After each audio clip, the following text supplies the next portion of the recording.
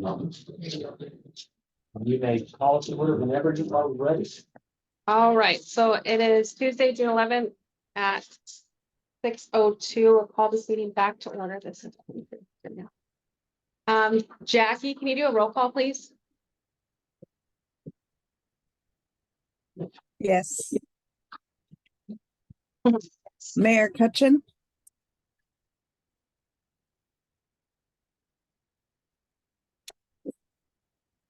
can you hear me?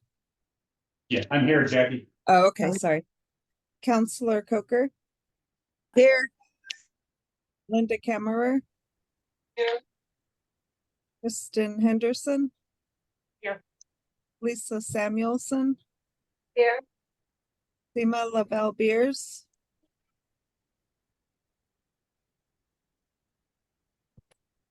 Looks like she's online. Yeah, I thought I saw her. Counselor Brewer? Here. Counselor Bjornson? Here. Brenna Chrisman?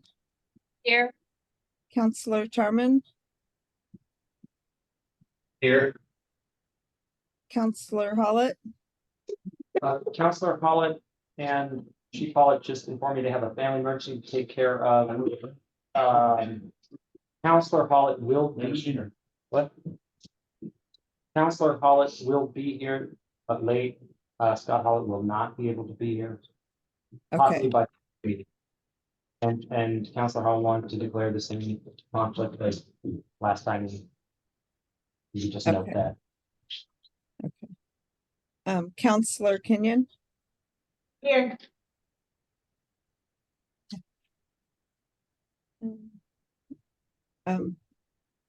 Is Seema there? Seema Lavelle Beers? Okay, I don't know what happened to my picture, but I'm here. okay. All right, thank you. Thank you. And then we'll declarations of conflicts of interest. Same conflict for, as aforementioned for Counselor Pollitt. I'll declare a potential conflict of interest. My husband works for the city of Oak Ridge.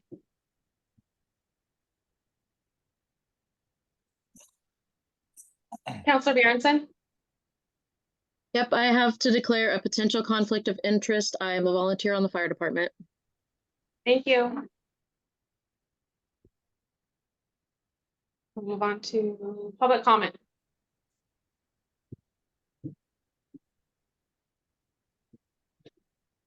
Just let Dan's hand up.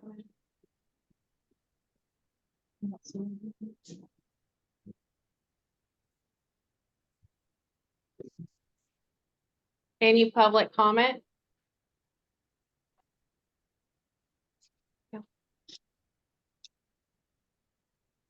Okay. None here, so we'll move on. Real quick, I just want to say thanks for everyone for being here tonight and dedicating the time. We have a great deal of work ahead of us and only one session left to complete the schedule. My ask in order for tonight is in order to achieve this, please wait to be recognized before speaking up. Keep your remarks and questions brief and on point to avoid rabbit hole discussions. All right, so back to discussion of proposed fiscal year budget 24-25. We left on page 14 last time. We did, but,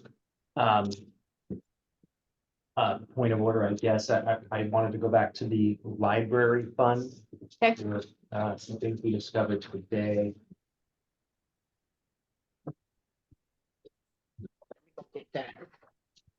A couple of issues here end up being somewhat minor, thankfully, but I will explain them. All right, so in last year's budget, we increased the librarian from a 0.25 FTE to a 0.45 FTE. And the reason we did that was because, according to state law, we would lose the legal ability to call the library a public library under Oregon state law unless we have a half-time person. We were able to do 0.45 because she does not need any benefits. She already has healthcare, et cetera. But it is close enough that it's considered a part-time employee, so our library is still considered a public library and therefore eligible for grants. Which leads me to my next point. The library has been very successful in receiving grants for their planned expansion. In total, during this fiscal year, they've so far received $130,000 in grants. Approximately 7 grants, I think. However, only one of those grants, the $50,000 Ford Family Foundation grant, was accounted for in supplemental budget number 2 for this fiscal year. And that's also accounted for in this in the current budget for the library debt conversion, line 43. However, the remaining $80,000 was not accounted for. And I just became aware of these today, and also the issue. Oh, sorry, going back to the FTE issue. So the problem was we approved going up to 0.45 FTE. However, in the budget, we never changed the actual amount of money for that. So we kept it at $12,577, even though that was the amount for 0.25. So she's almost doubling the hours. So the actual amount should be something closer to $23,000 For last year. for last year, and then therefore for wages for the librarian for this year. In other words, we're about $12,000 short. However, thanks to those grants, those $130,000 in grants, we can take 10% admin fee. It's very common in grants because somebody has to do the reports and it's oversee project, et cetera. So 10% of $130,000 is $13,000. So there's the money. We just need to correct the budget to account for the additional $80,000 in grants, which then in total be $130,000 in grants minus $13,000 for admin fees. So the line 43 in our current 24-25 budget could be Yeah, but you know what I mean? We skipped, go out and take 10%. We need to mute. Oh, yeah, can we mute everyone or? Thank you. So line 43 in the budget we're looking at would be $117,000 for the expenditures, because that subtracts the $13,000 for admin fees, and then we can put that $13,000 up towards the wages of. Yes, Doc.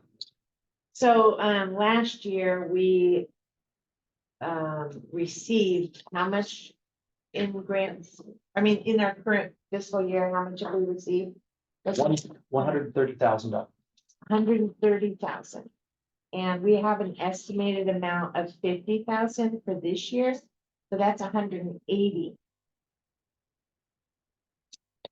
Okay, Minus the 50,000 that already came in. yeah, so, yeah, if you want to, okay, 50,000 for Family Foundation, which is counted for in supplemental budget number 2. Right, Another 50,000 from the Roundhouse Foundation, there's 100,000. and then there was a 15,000. 15,000 from Oregon Community Foundation, another 10,000 from Oregon Community Foundation, and 5,000 from the Chambers Family Foundation. Good total, $130,000. And that's in the current year It's all been received during this fiscal year, of 23-24. 23-24. Right, and now in the proposed budget for 24-25, we also have an anticipated $50,000 for a grant coming in 24-25, which Okay, so maybe, so that 50, are we, or I don't know, Eric, do you, on line 43, on the left-hand side, is that 50,000 the $50,000 we've already accounted for in supplemental budget number 2 from fiscal year 23-24? No, we can't put Okay. last year's numbers in this year's, but if you look on the general fund resources. I think it's the last page, the non-allocated. That's where it shows that we are anticipating receiving 50,000. Okay, so that, and what's the line item say? Does it say Roundhouse Foundation? I'm gonna find out here in a second. Miscellaneous library grant. Yes, So Melody may be able to. We're updating that, Yeah. so that we have a line item that says miscellaneous library grants, to account for any extra money that comes in. And then we have a line item that is going to say, debt conversion grant money. And that's allocated only towards that project, and we broke it down to remain the same total amount at 10,000 for the miscellaneous, 40,000 for the deck allocations. The library doesn't have enough funding right now to go forward with that project, so they still need a little bit more grant money, which is why we're anticipating to get a little bit more this next fiscal year. Sorry, it's not on the non-allocated page. It is. The general fund resources, What page? which that's or 5, I'm sorry, 5. Line 26. Page 5, line 26. Yes, And just to be clear, we are going to break that into 2 so that it's not miscellaneous. We're going to have one allocated line, one miscellaneous line. okay. Both so for the what- library, just Are they, how much is gonna be on each one? 40,000 for the deck conversion, 10,000 for miscellaneous. Well, wait a second. Thank you. So, Let's make sure I'm tracking here. Mhm. So you're saying we've already accounted for an additional 50,000? so what I'm saying is, we know for a fact, in the year that we're in right now, 23-24, we've received $130,000 in grant. Yes. We know that we are budgeting to receive another 50 in the upcoming fiscal year. Mhm. That equals 180,000, which means the expenditure line for the project needs to be 180,000. Mhm. Good catch. We- Eric, are you tracking on this? And I don't know if you want, maybe you want to share a screen with a copy of the current 24-25 budget. I don't know if that would be helpful for folks. But you are correct, Don. I was pointing that out because you said 117 and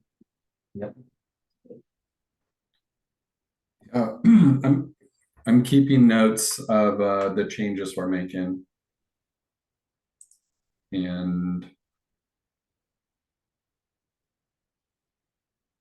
So the only thing. how much total, and you guys are talking about updating the adopted budget though.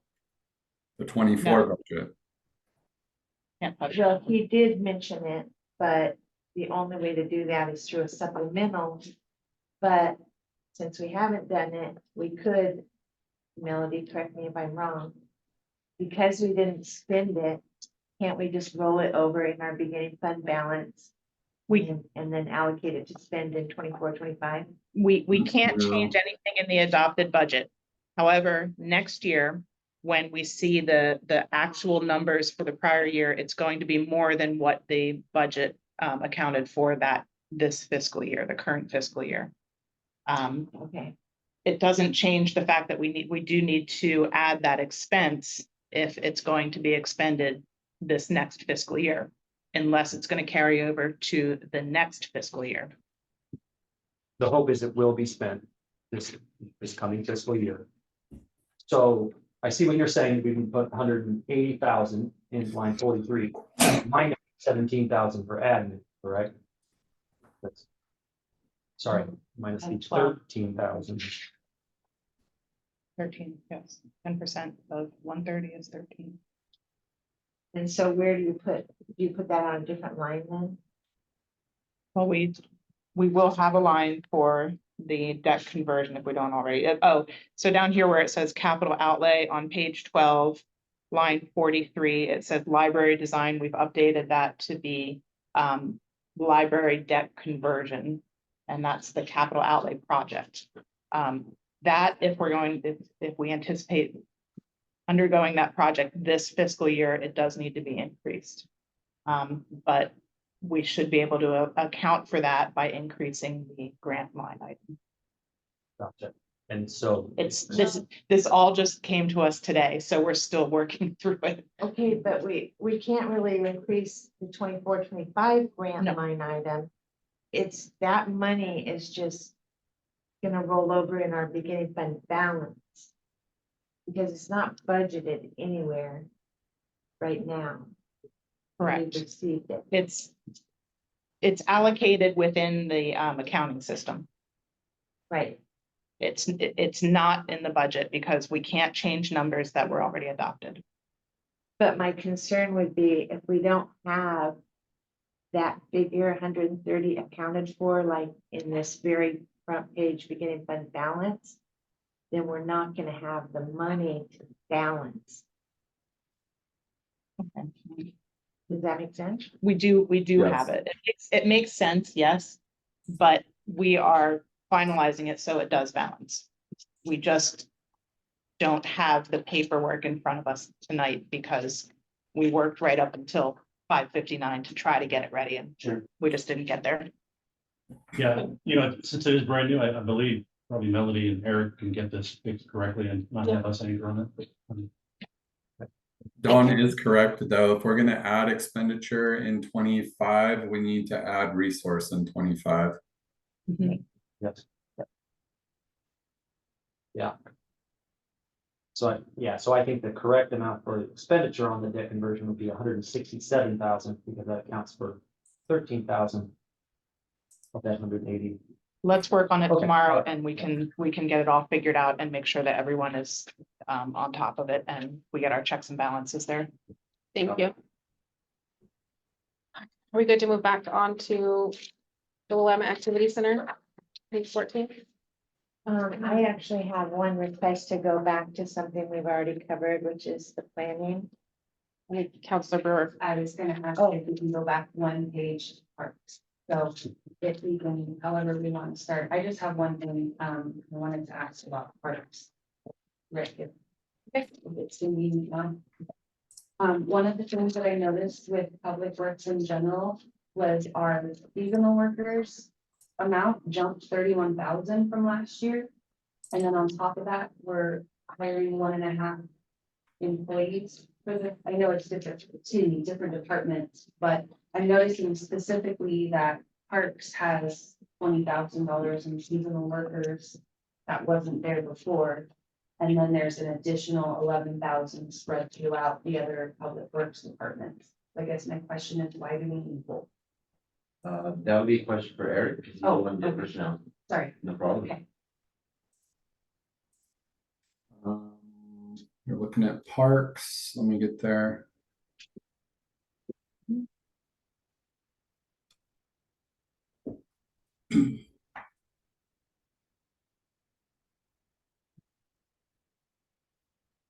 Just to clarify, seasonal workers wouldn't be personnel, they'd be M&S.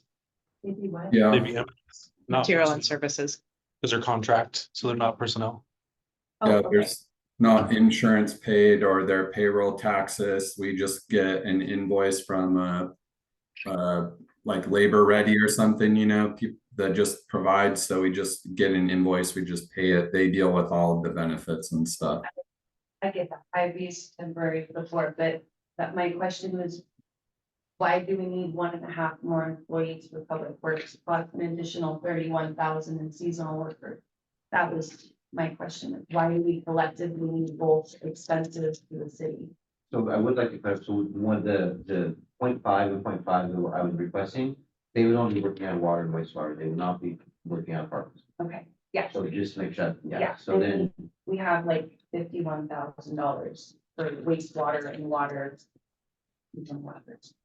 Just looking at the numbers going out for, I guess my question would be, can we use public works current employees that we have to fill gaps to lower the, personnel services, temp service for seasonal workers? our people are more expensive to work than Yeah. And temps, so by using temps is actually an attempt to bring the budget down. Versus incurring overtime for your Right. 4 guys. Right. And to be able to complete projects like Kokanee, which has been stop and start, forever, because we keep pulling them up on other things like painting amphitheater before all the events. And plus for seasonal, we don't want to hire somebody on for 6 months. I mean, if we are gonna hire somebody on for 6 months, we preferably would be a temp. Okay, that makes sense. Thank you. Counselor Kenyon? I actually was gonna bring up that topic as well. I would like to propose that we strike the seasonal workers from the Parks Department as we have in prior years. Because we have not increased our revenue. That would be spending public safety fee money in order to add that back in. And maybe we could ask Eric to reevaluate and public works about the numbers, because there is work being done there. Work's By coming the down Parks to pay for, Department. right, other funds. I'm making a motion to strike the 20,000 from the Parks Department.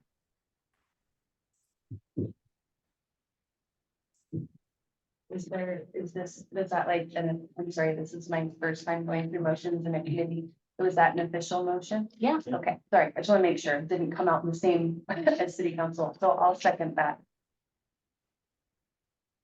Okay, motion made by Kenyon and seconded by Counselor Brewer. Jackie, do you want to call for a vote? Oh, sorry, discussion. Sorry, I missed it. Yeah, I don't agree. I think we should just stop giving fee waivers and perhaps be able to afford at least a portion of those workers. Instead of giving them any money. So I think it's, we have to take care of what we own and what it is.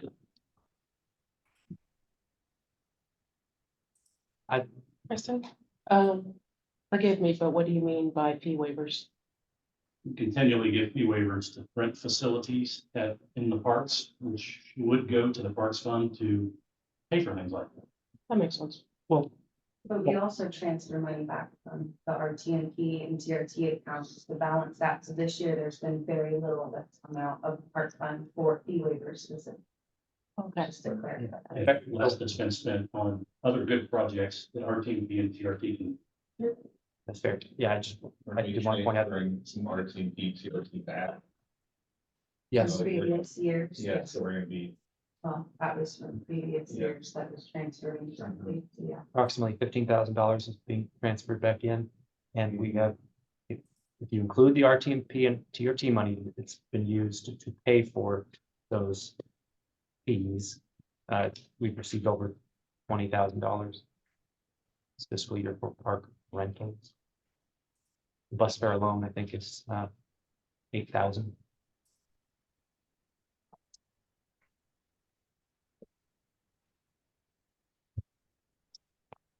Any discussion online? No discussion. I just like the motion repeated, please. You want me to? Yes. I move to reduce line 19 in the Parks Fund to 0.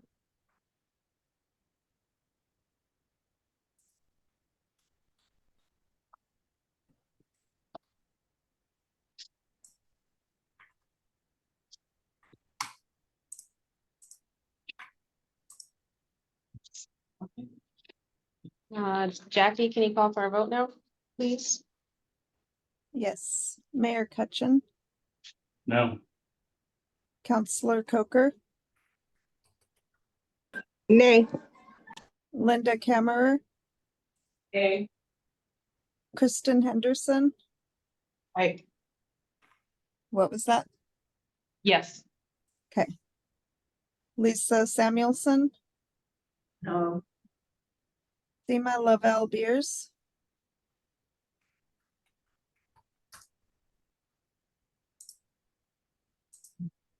I'm sorry about that. That's okay. No, thank vote you, no. thank you. Counselor Bjarnson, Aye. Counselor Brewer, Hi. Brenna Chrisman, No. Counselor Tarman, no, Counselor Kenyon, I,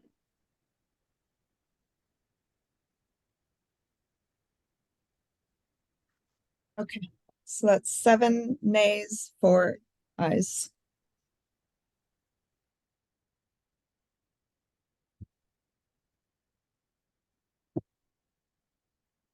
we need 7, so it passed. I thought she said 7 nays. She said 7 nay. I mean, it failed. Correct. Sorry, wrong way. Okay. Motion failed. All right, now on to page 14. Black. Oh, actually, so what she brought up wasn't what I was gonna originally bring up. I would also like to move back to the building and planning section. Okay, so And I don't know this. One month, I can have to do one, but, 9.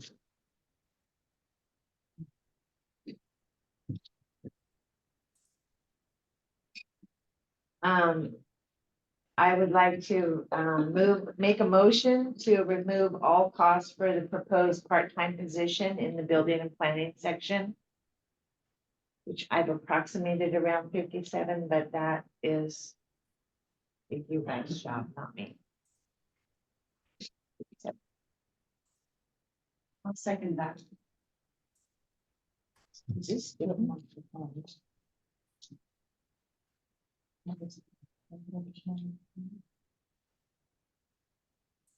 So can you clarify your motion? Are you wanting to remove or change line 10 to a point back to the point 3? Yes, that would be the result. But I don't know the exact figures on each line. We'll go into the model and drive Eric's numbers. Right. So the motion is just to remove all costs for the proposed part-time position in the building and planning department.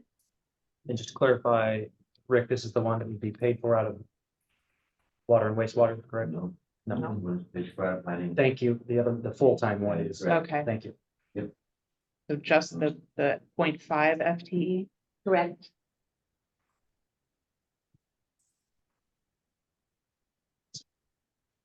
Seasonal workers and parks was eliminated too, right?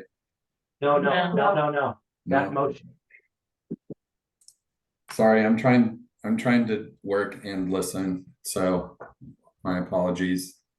I'm trying to get the LB1 ready for tomorrow. Seasonal workers and parks sustained, building and planning, remove the part-time position. From Well, we're building. discussing it now. We have not had a vote on that. All right, If you have a breakdown of how much the salary would be for that 0.5 FTE from parks, yep, that would be helpful. okay, let me get it. Building. Building planning, Building. my apologies, Wouldn't it also include the benefits? not 0.5 FTE, I don't believe. She misspoke and said the money for the 0.5 FTE would come from parks, so she corrected herself that it would. And they do have benefits. They do, okay. I think he has a. Let's see. Did you say that this position would have benefits as well? He did.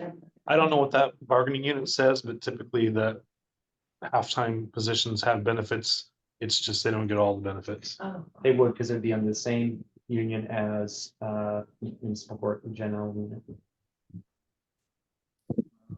And who is so? It would reduce the personnel in total by $37,001.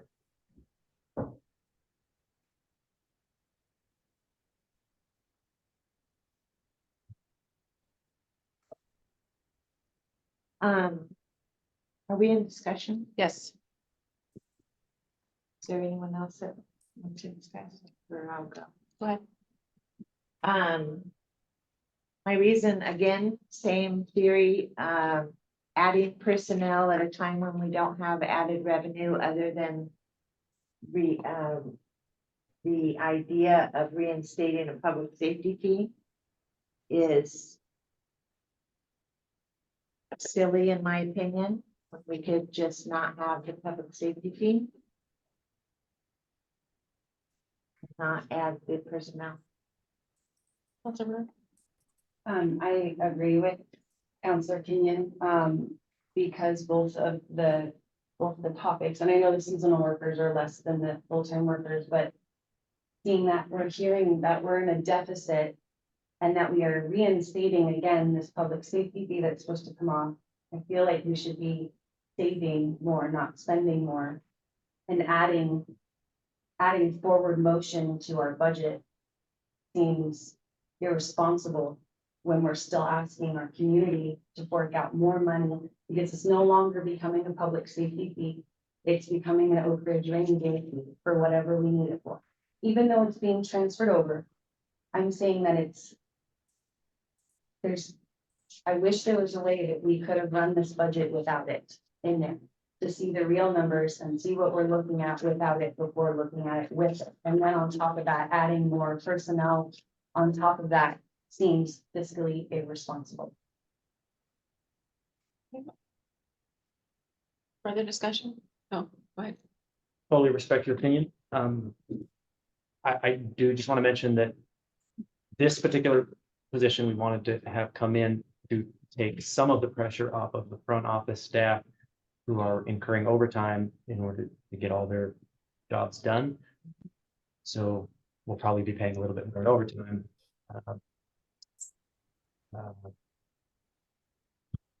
Say we're gonna help out with the front end, just, not a. Oh, yes, and then the code enforcement stuff, Not something public safety should be. That's what I was getting at.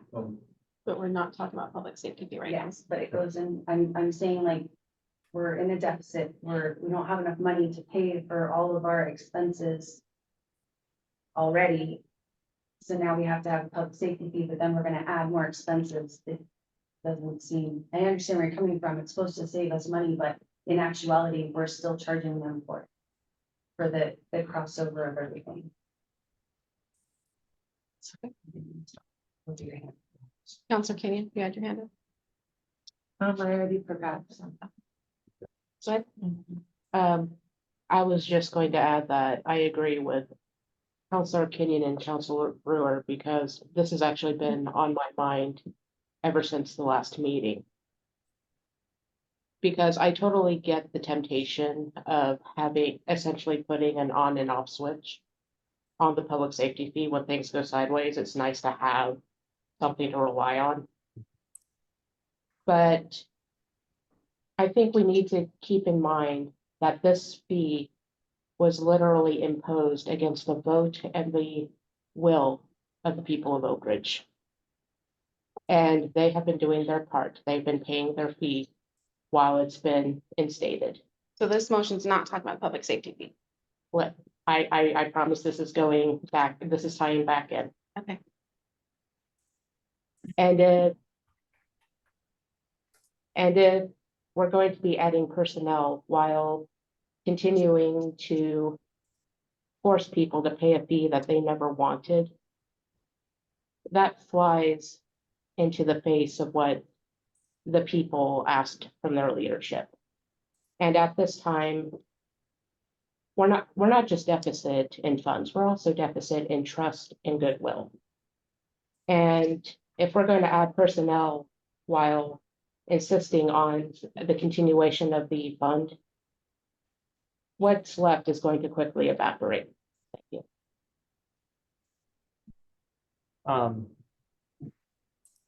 Totally understand that. Definitely. I mean, nobody likes to pay more taxes. I don't know if I mentioned in this meeting or another meeting, but the city of Bend just instituted a $15 a month fee for fixing sidewalks. Just fixing sidewalks, $15 a month imposed on the people of Bend. Now, obviously, their median income is probably $250,000. I grew up in Central Oregon, so I can attest to that. Yeah, so, but that's on top of the other fees they have. And there are, as of 2 years ago, there were over 50 cities in Oregon that had fees like ours, like public safety. So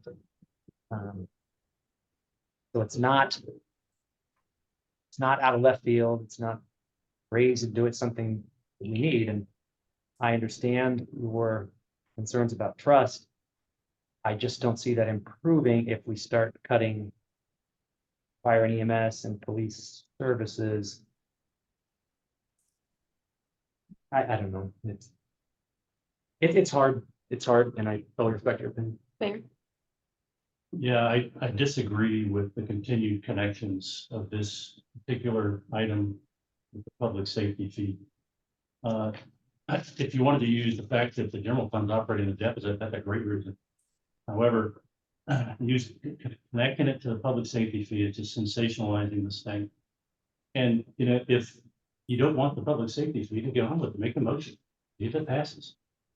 The way I see it is, you're gonna end up in 3 different situations. You can have this committee cut the public safety fee and fine $213,000, something between police and fire. You can pass it as is, and then the city council will make that decision and fine the $213,000.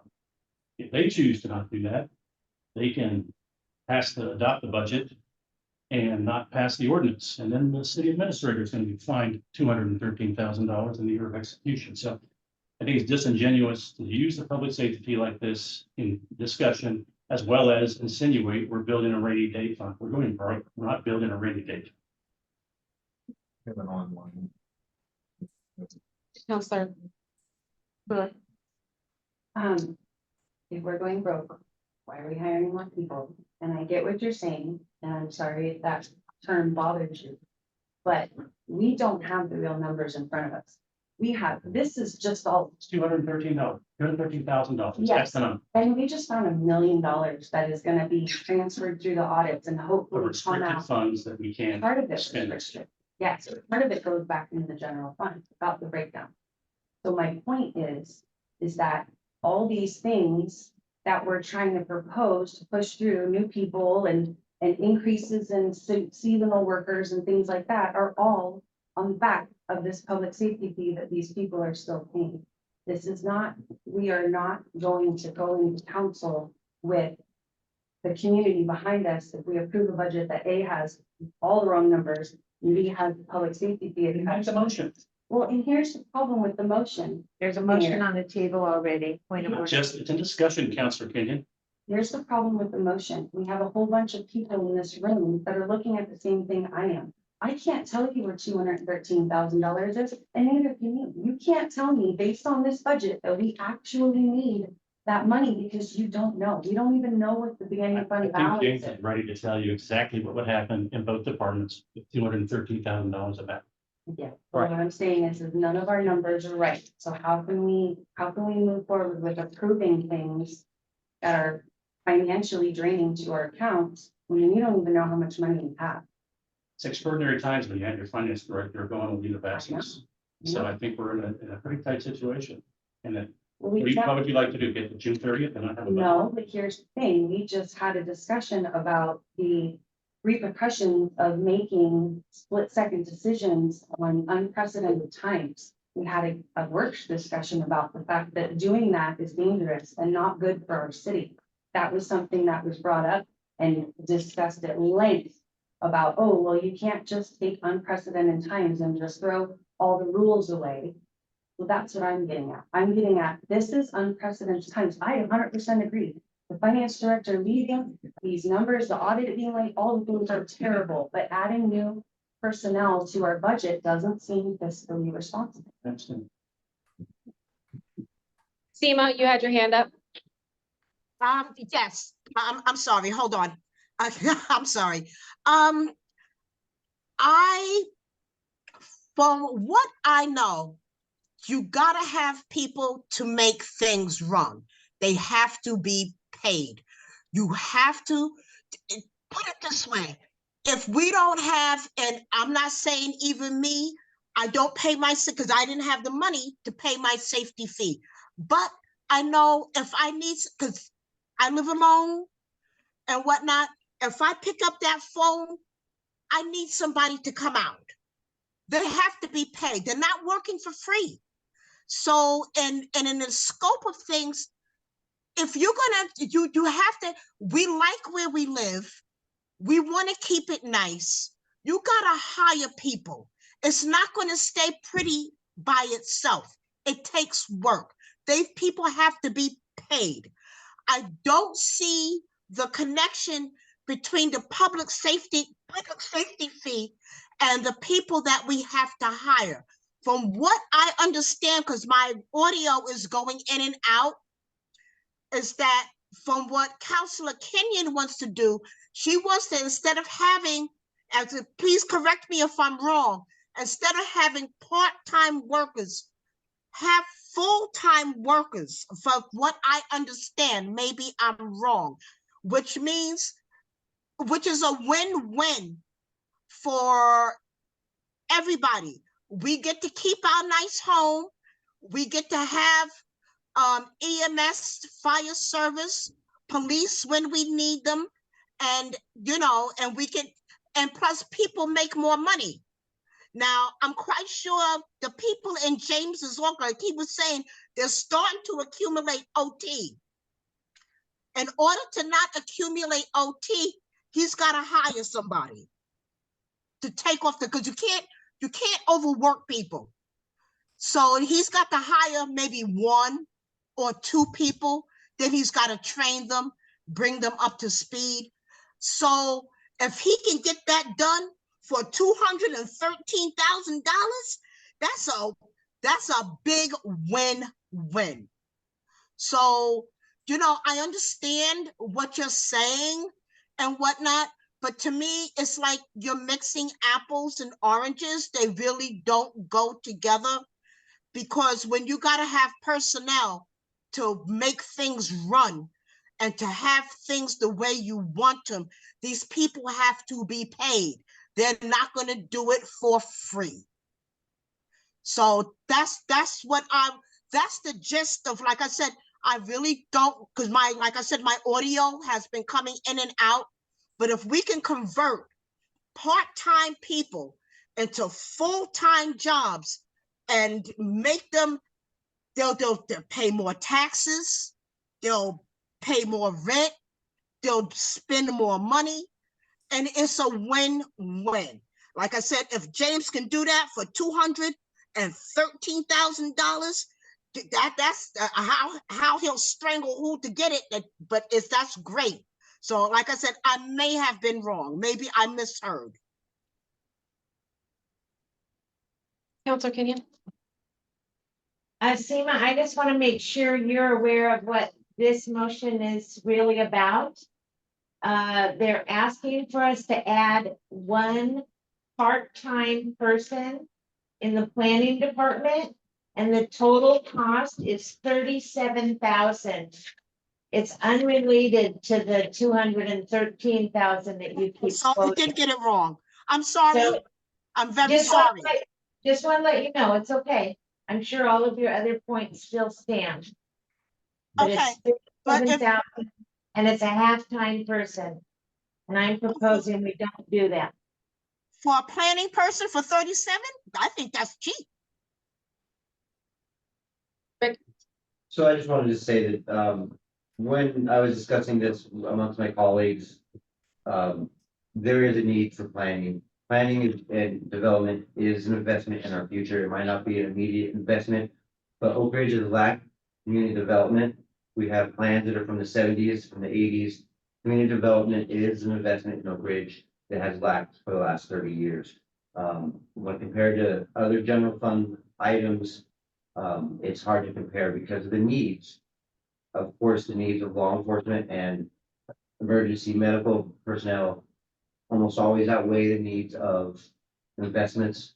But at some point, we are going to need to start investing in Oak Ridge, and you're not going to invest in Oak Ridge without community development. And you guys won't be aware of the need if I did not put it in there. So while I did put it in there, fully expecting to come back out, I will probably put it in there again next year and the next year, because we need to invest in the development of Oak Ridge if Oak Ridge is ever going to get itself out of this hole. Thank you, Rick. What are you next? Just a couple of things. First of all, I just want to get some numbers out in front of us. So I don't know if Eric or Brian could remind me, what is our actual deficit revenue to, expenditures 300 something thousand. Is that, I think Eric has it pretty handy. He has it on one of the sheets under that. Yeah, give me 1 second.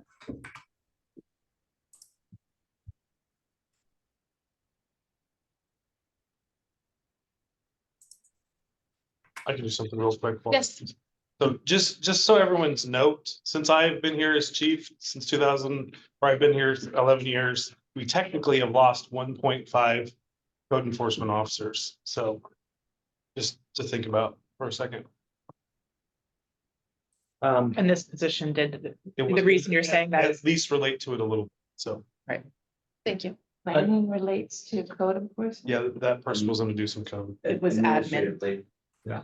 research of code and stuff that, we shared, I shared that duty already, and this would help expand on that as well. And this would also be a permit intake person, it would also free up time for more long-range planning of your, what you have of a 0.3 plan. yeah, maybe helping with some of the abatement issues like on Y Drive? You know, that we have the new ordinance for, it, but we haven't had the capacity to push those forward yet. The difference between the beginning fund balance and the ending fund balance in the general fund this year is 273,183. Okay, so 273,000 and change is what we're already in the red on, and that's including the public safety fee, 213,000 coming in. So if we added that 213,000, that would be 490,000 in the hole. No, 486,000. 486,000 in the red is what we would be at. Just so people know. I want to understand what you're saying. Are you saying that this budget is unbalanced by $273,000? If you just take revenue and expenditures, we have beginning fund balances, which make us a little healthier. Sale of the old public works building, et cetera. So the one-time temporary things. I'd also maybe like Eric to explain, this $900,000 issue, which is actually a little over $1 million.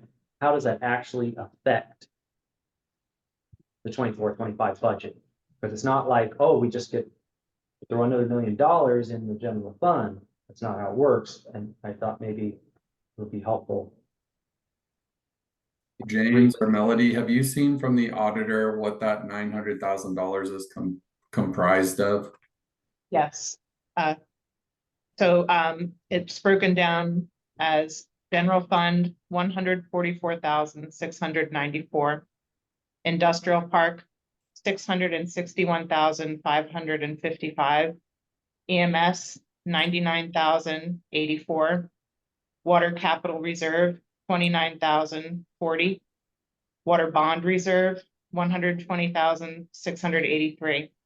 For a grand total of $1,055,100,056. So let me get this straight. That's the email that we were just looking at like an hour ago, right? Yep. So those are updated beginning fund balance numbers for 23. So in the budget documents you guys are looking at, those numbers are going to be updated in the adopted budget year 22-23, the second one from the left. Those beginning fund balance numbers in 23, if they increased the amount of money that Oak Ridge had, it would then roll into the beginning fund balance for 24, which is the first column to the left, the adopted budget this year, 23-24. And if there was any surplus, that would roll into the beginning fund balance for 25. It will not be possible to calculate that because the adopted budget for 24 has a couple of problems. It's adopted, right? It's sitting right there. And the end of the year hasn't happened. So we don't have the actual numbers for 24 to see what kind of effect it's going to have on the beginning fund balance numbers for 25. And those numbers that have been read off, can you do them one by one? Melody, can you read me the first one? Yes, but just if I can make one quick comment, when you describe the deficit in the general fund, I just want to be clear that that's when you're looking at the budget, you're looking at expenditures versus revenue. You're not considering that beginning fund balance. It's simply the budget and how it's balanced. Ideally, you want it all of your revenue to balance out your expenditures, but we are existing on a deficit, which eventually will run down the beginning fund balance over time. That's, I just wanted to summarize that. And a lot of that beginning fund balance was kind of like a one-time investment from the sale of the properties. Just wanted to clear that up. And are you ready, Eric? Yeah. General fund 144694. Okay, so in the general fund, in the document you guys have, the beginning fund balance is 304,000. So that's going to go down by like 150,000. But we don't need to do any math because it rolls to 24 and then 24 has to roll to 25 and we don't have the actual numbers for 24. So while it would be good to do this exercise, we can't. But I just want, let's just go through those beginning fund, those auditor numbers, because I think most of them are already in the budget you're looking at. Just to alleviate the thinking that there's $1 million of cash that's not accounted for. So Melody, what's the next number from the email? Industrial park. Okay, so if we go to the OIP, the beginning fund balance in the OIP for 23 is 316,460. What's it say on that sheet? 661,555. Okay, so yeah, there would be some more in that one. And that's page 26. And again, this is a restricted fund, can only be spent for the OIP. Yeah, that's a good point. Can't transfer money out of this fund or loan money out of this fund to other funds. What's the next one, Melody? EMS. Okay, EMS has the beginning fund balance for 23. In this document, we're looking out of 100,000. What's it show on there? 99084. So within $1,000. That's page 19. So can I clarify something really quick? Eric, are you saying that all these numbers are the new beginning fund balances? They don't add to what was the beginning fund balances? That's correct. Some might eventually add into the calculations, but some could potentially subtract. Okay. Potential. Oh, now that I understand that. And also, yeah, I've taken, just so everyone knows, I've taken all the detail we got from the auditor for 22 and for 23, which we just recently got, and have put it into a new budget document to look at. Just as an FYI, I don't know why I threw that out in the middle of this conversation, sorry. Yeah, we did just, we received a rough draft of the 22-23 audit today. It's good news. Do you want to keep yeah, Melody, what's the next one? water capital reserve? Water capital reserve. Oh yeah, okay. Page 24. We had a beginning fund balance of 54,040 in here. What's the letter say? 29040. Okay. So that one's 25,000 less, but this is a restricted fund as well. What's it say? To support, maintain, and repair the water system. So these funds could be used for things in water, wastewater, and stormwater. Or maybe just the water system. You would have to read the ordinance, I guess. But at least it could be used for expenditures in the water system. What's the next one? This is the last one, water bond reserve. Oh, that one didn't change, I know. It's 120,683, right? Correct. Yeah.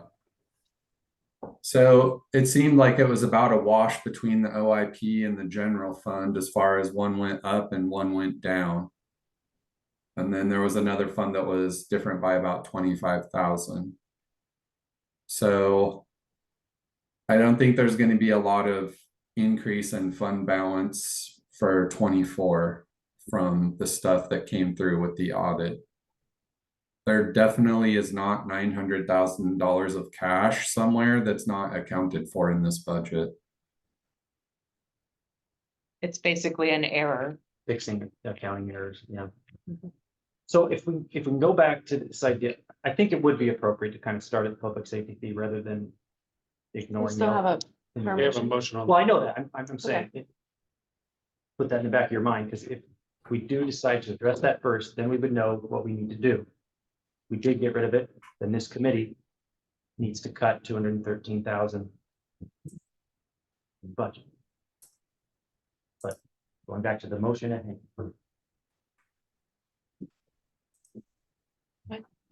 Just real quickly, I do want to say on a personal note that I strongly object to my words being described as disingenuous. Because I have had quite a few taxpayers come to me going, so if we just all of a sudden found nearly $1 million and we're hiring people, then why are we still being expected to pay a public safety fee?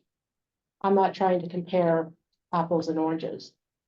The people who voted for each and every one of you are asking these questions. And I feel duty bound to bring those questions to the table. I'm not trying to be disingenuous. I'm not trying to stir the pot or cause trouble. I'm just trying to speak for the people who came to me and asked me those questions. Thank you.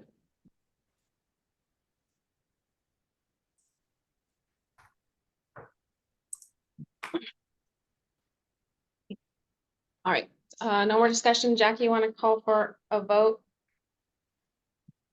Yeah. Sorry, Mayor, Can we state the motion just? Yes. I don't know what we're voting on exactly. Counselor.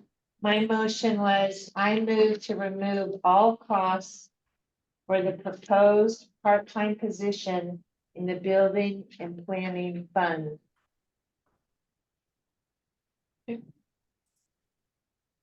Jackie, now can you call for a vote, please? yes.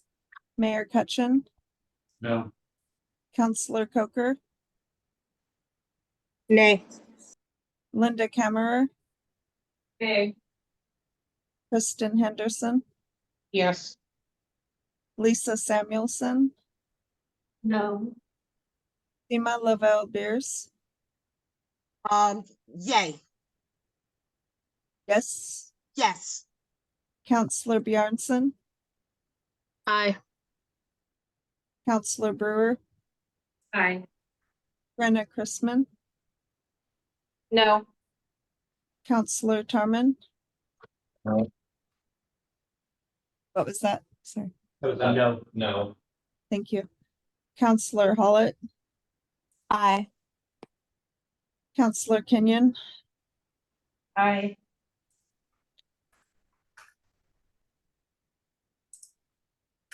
a tie. Oh, that's 12, but I thought we had 13. Oh, Six. never mind, we had 11 and. Yeah, Hollett's here now. So.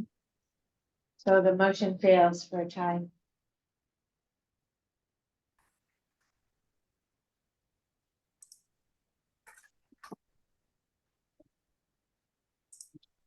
Thank you. Chair, it's up to you. I don't know if you want to address the public safety fee. Sure, go for it. Okay. So again, what we plan for in the public safety fee is to renew it, but reduce it to $20. I'm also going to set the thresholds for income, make those a little higher. Right now, they're set where it changes every year. I'd like to just make those a little higher, approximately $1,000 per month, so that more people qualify for it, because they're really low numbers right now. And it won't take that many people away, but it would help some. Are you saying more people would Qualify qualify for for an it. exemption? Okay. And then, of course, reducing it to $20 then. So that's the plan, and that's what's budgeted at that 213,000. So.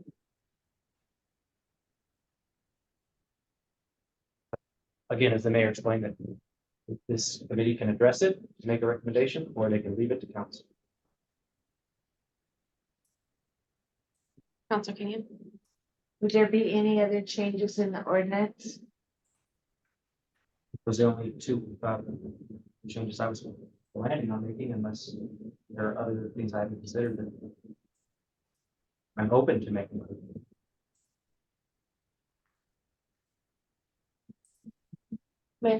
I personally, the reason I would support sending it to city council is because I'd really like to hear from the public before we make this decision and not tie the hands of city council. Sorry, tie, I guess they could reverse it, but it sure would be nice to hear from the public at the public hearing on the 17th about the public safety fee, see if there's any. Counselor Carmen? Oh, I was gonna say, if we're going to be, if there's potential motion here, is there a copy? The proposed.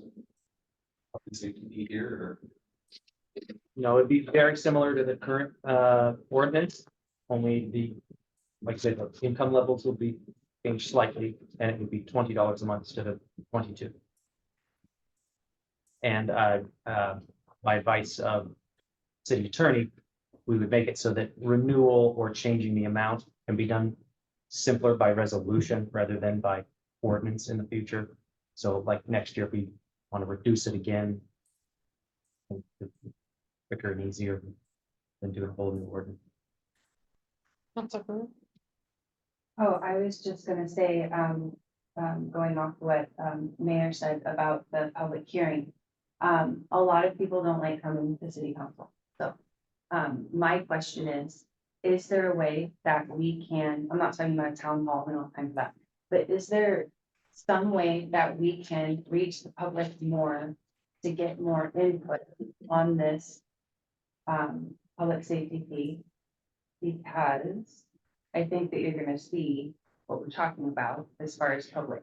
Yeah. But I get, we're like days away from that, but that's kind of where I'm a little bit, the hands are tied with city council, and we're gonna take the brunt of it, unfortunately. So that's why I wanna make sure the town has a chance to, like, most people I talk to don't even know it's being renewed. They still think it's coming off. So I really feel like you're gonna get a huge wave of angry people, like pitchforks and everything. And we already get that every year because the water rate goes up, even though it's by ordinance, it goes up by CPI. I will say that I think it's really hard to gauge public opinion, especially without a real in-depth questionnaire. Because if you ask someone the question, do you want the same amount of police on the street? Do you want 24-hour ambulance coverage? Of course, everyone's going to say yes, yes, absolutely, probably by 90%. But how do you pay for that? Now, if you ask them separately, do you want the public safety vehicle? No, no, no. Of course, everyone's going to say no. No one wants to pay more taxes. So, but those two things are opposed to each other because you have to pay for those services. So, yes, we want more cops. We want level of services. We want 24-hour coverage. That's clear. We do. We don't have to take a poll for that. I'm sure that's a yes. Public safety fee. Again, if you just ask, do you want to be paying this fee? No. Do you want the services? Sure. My question goes back, because I don't want to see anything cut. But if we go back to the general fund and look at the amount that's being transferred over from our tax money for EMS goes down every year by like $150,000 a year. Ever since that public safety fee got instated. So my question is, what would happen if we budgeted around the amounts that we originally, not the 682 for EMS, but the like 585,000 was how much we were over. Years ago, then we got public safety and dropped to 450. So we're giving them less because they're getting the public safety. If we were to budget around that to begin with, instead of saying, well, they only get this much and they only get this much, and then, well, this is what we have left over. You know, to me, public safety should be the first and foremost budgeting around, and then you make the cuts as necessary going down. I respect that idea, but I was reminded there's one thing that I forgot to mention that I should have mentioned at the start of this meeting. We also discovered in the past few days that there is a $40,000 shortfall to EMS. The wages were initially calculated incorrectly because of the FMLA, FLSA, thank you, Peg. So we actually need to add an additional $40,000 to fire and EMS. Yeah, so we would need to cut probably 253,000. That's public safety. Council Carmen? Since police and fire are required service that we provide as a city, have we looked at separating the budget of fire and EMS so that we can actually get a good hold on what our fire department costs us? So I know in smaller cities, you will have like a fire chief and then a bunch of volunteers, so you don't really have a lot of employees. So the budgets are pretty small for a fire department. It seems like we have an EMS service, and that's where the majority of the money's going. I mean, if we're really looking at cutting something like that, it seems we should know exactly where that money is going to come from. Like, are we gonna have to cut ambulance service? That's something that would happen. I mean, it's a potential outcome. We've talked about this with Lane County, you know, they are well aware that if we stop doing the ambulance service, it would have to be provided by county. But they're not gonna put ambulances up here. They're gonna come from Valley. So if you have a stroke, you're gonna wait an hour for the ambulance to get here, another hour back, 2 hours. Or more. Or more. Will we keep beating this drum, you know, and we're hoping at some point they'll listen, because if we did just drop the ambulance, well, they're gonna have to pick up that expense, but they know politically that if we drop ambulance service, the town would not like that. People would, again, come out with pitchforks because, and insurance rates would go up because there's not insurance coverage. It would be bad.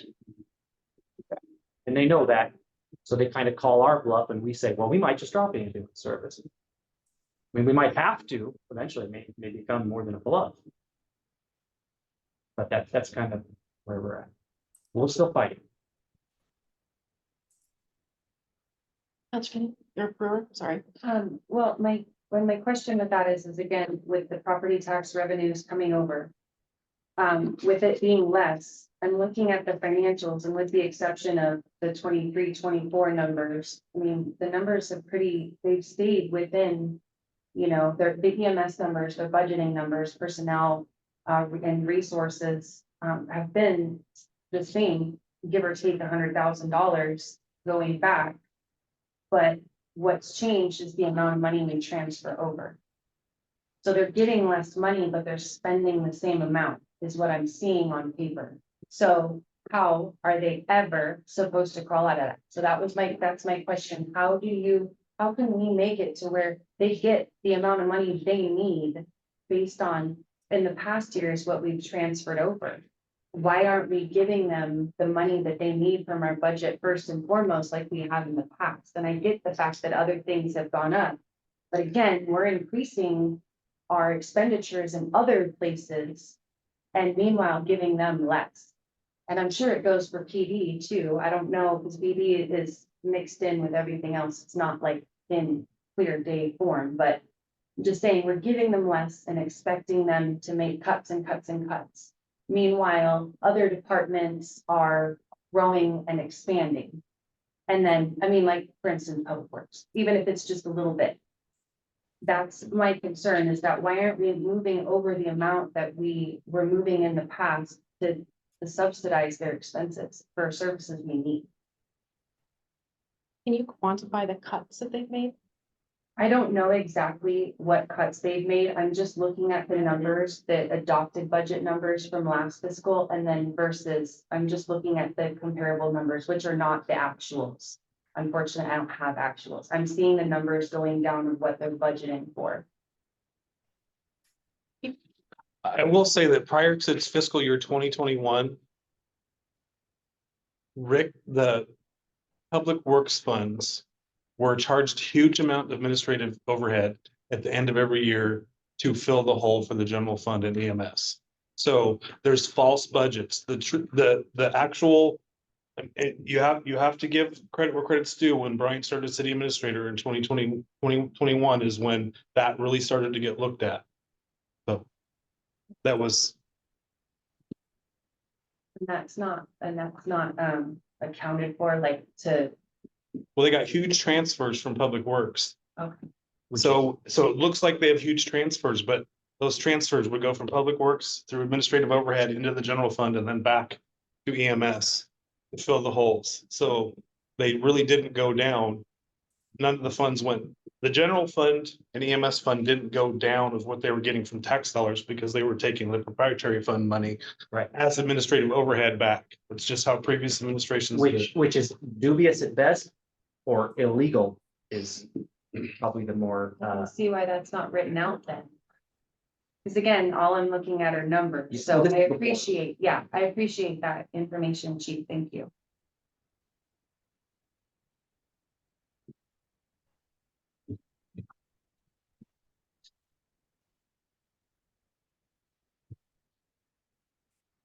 Oh, I guess one other, yeah.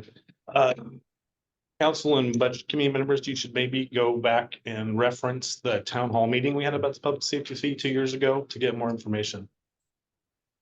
There really wasn't any complaint about paying the fee. It was how the fee was billed. yeah, the number one complaint is people Separate bill. complaining that it was on two different bills. They wanted it on the That was same it. bill. Which would, I think we figured out would save us like $1,000 a year. And It was like 15,000 a year. Just in stamps and. thank you. Yeah. Yeah.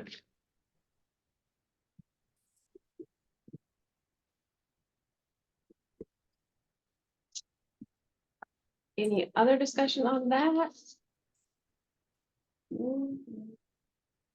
Now, can we move on to page 14? We're at almost 7:15.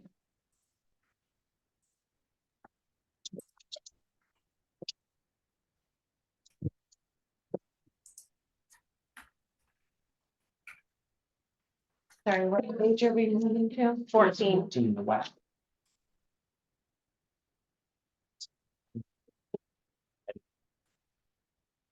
No, I don't know.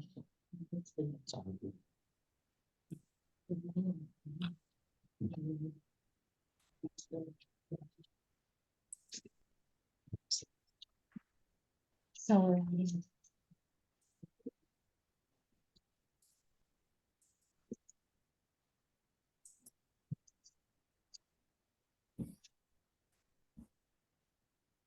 And I think we combined. Now it's just. They're working. I'm not very, so it's awesome.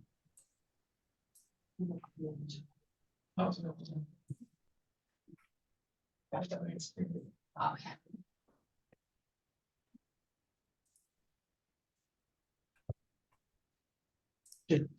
Yes, Are we on Mayor. black? Yes, we're on the left. Page- Dave, do you anticipate a utility expense in the coming year in this fund? Yes. Okay. I was Somewhere wondering about all probably in the that. neighborhood of 13,000 like last year. Line 23. Yeah, I think that's a bit high. Because we have the heat on the absolute very lowest. Yeah.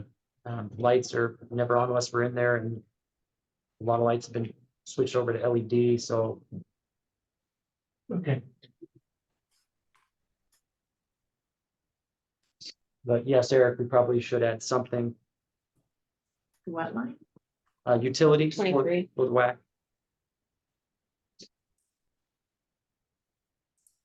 I would suggest maybe 5,000. Cover. Kind of all utilities. And reduce that.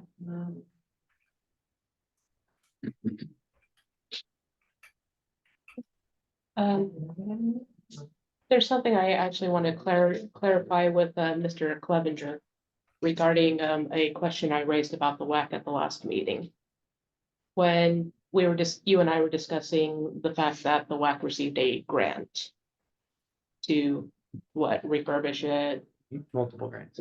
Yeah, and I had asked if the grant was time sensitive. And if it wasn't, I had suggested leaving the WAC until the city was more solvent. And you went into why that could legally be tricky.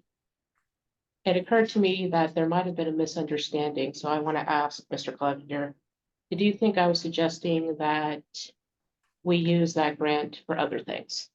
No. Okay. Because I was only suggesting maybe that we let it sit in its account until we're ready to, we're more financially ready to work on the WAC. So I just wanted to get that out there in case there had been a misunderstanding between us. Yeah, no, I think we're good. We're technically not doing any work on the WAC right now until we have matching grants. Right, we have to wait until we hear back from the FEMA grant. We should be any day now. Right. Then we can start spending the over $2 million that we've already received in grants. The roof replacement will cost over $1 million in of itself. I live catty corner to the WAC, so I believe it. Yeah, because there's some asbestos in there, which I didn't know about when I was repairing stuff in there, but another story. I mean, yeah. Counselor Kenyon?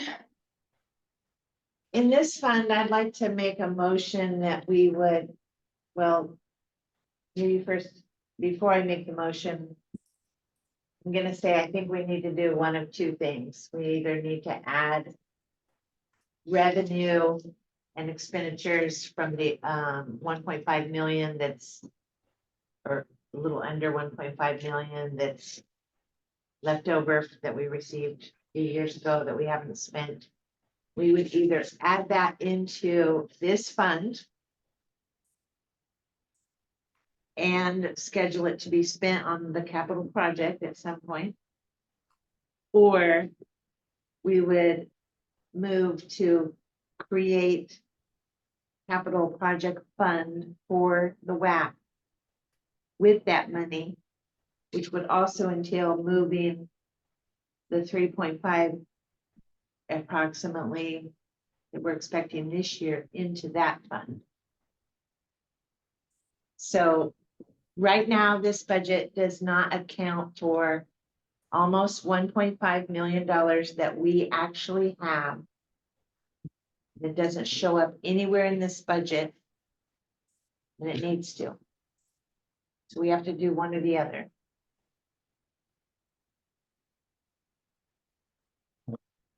I'd just like to get Eric's point of view on what you think would be the best way to do it. Let's see. Let me see what page it is in the document here. Page 14. So, sorry, Don, were you talking about 23 or 24's WAC money? Oh, right now it's in the 24 budget. It's budgeted to spend in the 24 budget because we actually received it in a prior year. Yeah, that one's hard. Let's see, there was a the supplemental budgets in 24 are calling for that $1.5 million to be spent.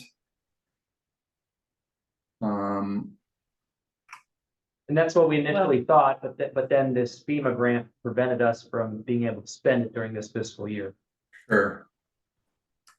And then we received. Sorry, I'm gonna do a screen share. See more too. That's not in the budget anymore. You need to get.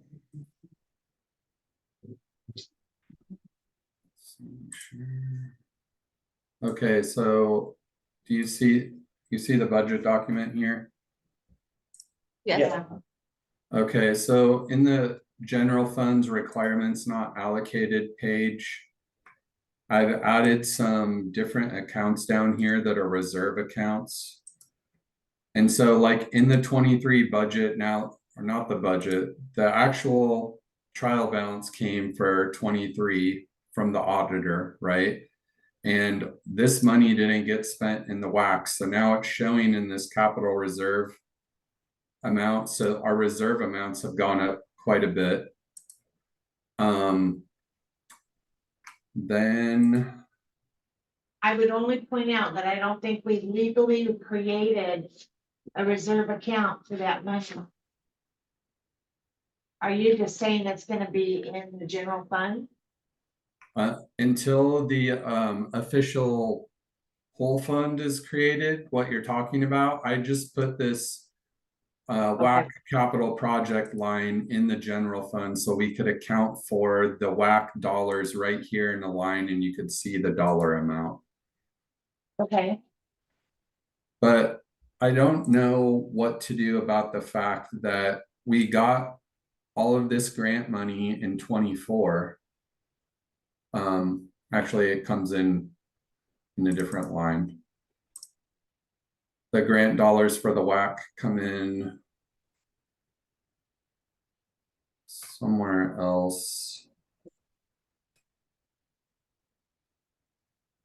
Like line 32.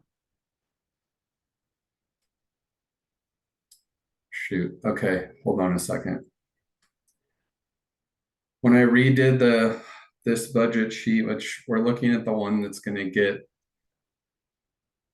this is the one I'm trying to have ready for tomorrow, right? So in 23, let me back up here, I'm sorry. In 23 for real, there was 1.4 million that was not spent in the WAC. And so it needed to show up in the beginning fund balance number somehow, somewhere.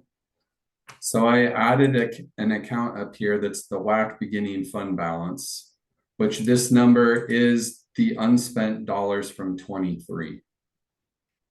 Then in 24, there was nothing budgeted for WAC grants. Not 1.5 million. There was some stuff that came through. I don't want, I'll pull up the supplemental budgets. Give me 1 second.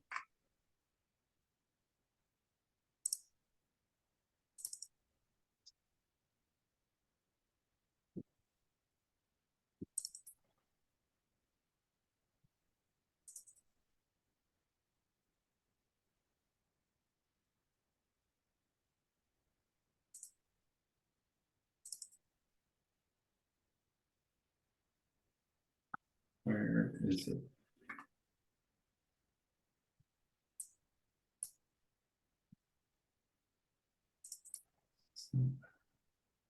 Yes.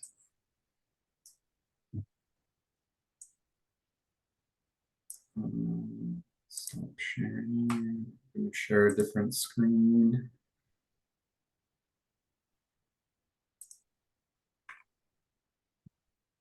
So can you see the PDF file up here now? Supplemental budgets. Not yet. Let's see this one. Okay. Let's see. I probably pulled up the wrong one. Dispatch shoot. Apologies.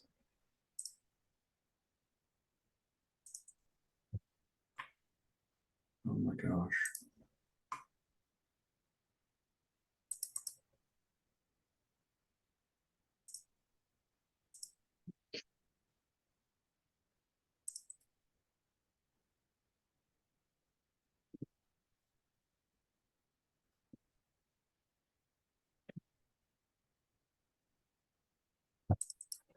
It's been a really long couple days. I'm sorry, I'm having trouble finding my own files.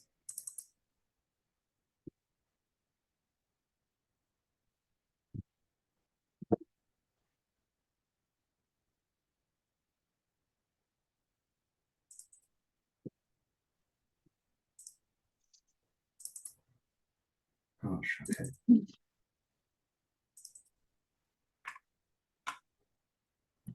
This is it.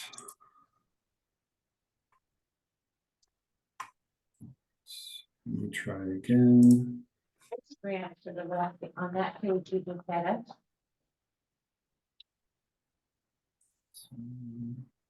5,000.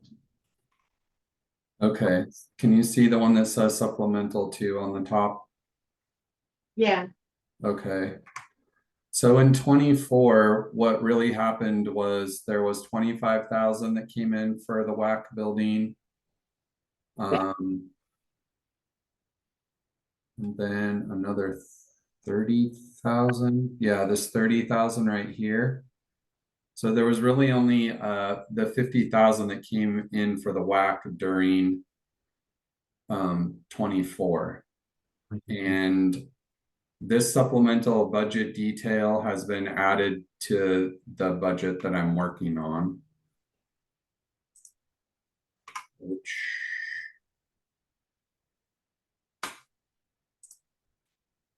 And that's supplemental budget number 2 you just showed us, not number 1.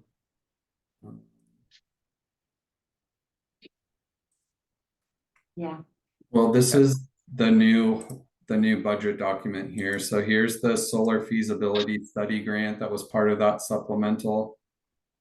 And then there's the 25,000 for the, so it was 55,000, sorry, for the grant for the WAC. And then when we go over to the WAC, there has been some of the money's been added to the building rehabilitate, or right here, sorry. So if you look at the formula, it's the original adopted amount plus the 25,000 plus the 30,000. So the grant money that came in during 24 has been accounted for here. But the thing is, it's showing that it's all spent, and I know that it's not all spent, but I don't really know how to, because it's adopted this way, it's like impossible to add it as a revenue line right here. That's where I would want to put it, in this WAC beginning fund balance number right there. You know, if it's not spent. Seems like there's got to be some way, because I mean, there are construction delays all the time. Well, there is, but the thing is, we're going to do it with this one line item, but not all the other funds. But that's actually the budgeted column, not the actuals column, so I'm not sure what you mean when you say it shows that it's been spent. It was budgeted to be spent, but it did not get spent. Right, and this column is the adopted budget. All that can be in here is what was adopted. This is not actual, this is not an estimate, this is the adopted budget. So it has to be the adopted budget. Okay, but so then line 10 doesn't exist in the actual adopted budget. Well, it was adopted on a whole different form, not in the general fund. It was adopted as a separate fund, all on its own. Right now, we combined those 2 WAC funds. But he's going back and changing what was adopted. Well, I had to get the revenue number in here. The other choice, which is really where it's at, is sitting in beginning fund balance, but I didn't want to just show $1.7 million, $1.8 million there. So I've added this line just for clarity. But you know, I'm trying to get the WAC balance in here. I think having its own line item makes a lot of sense, especially when we go to do the budget next year. I mean, So that I we don't don't, think that we have all that money that's not allocated in the general fund. I don't like that we know that the money hasn't been spent, and it's like how to show it in here without doing some kind of violation. Even this bugs me. Because this isn't an adopted piece of the budget. So I don't really know how to get it in there.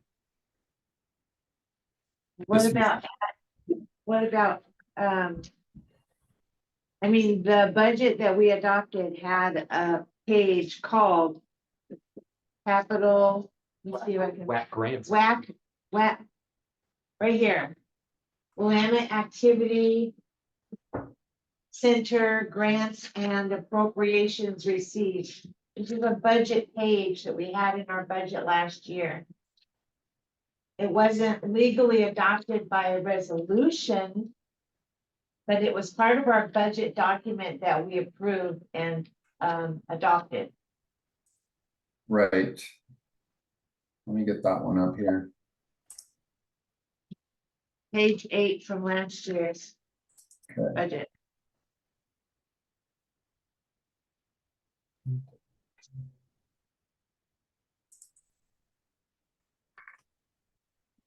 Page 8 in the upper right-hand corner, not the actual. Oh. page 8. True.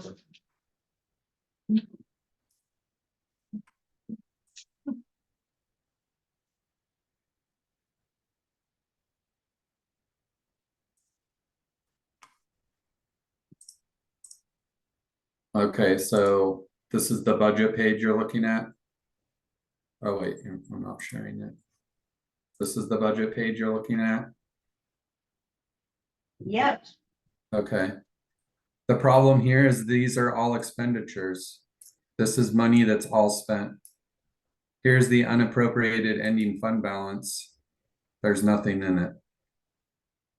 So Well- it's adopted in 24 as saying that all the money was spent.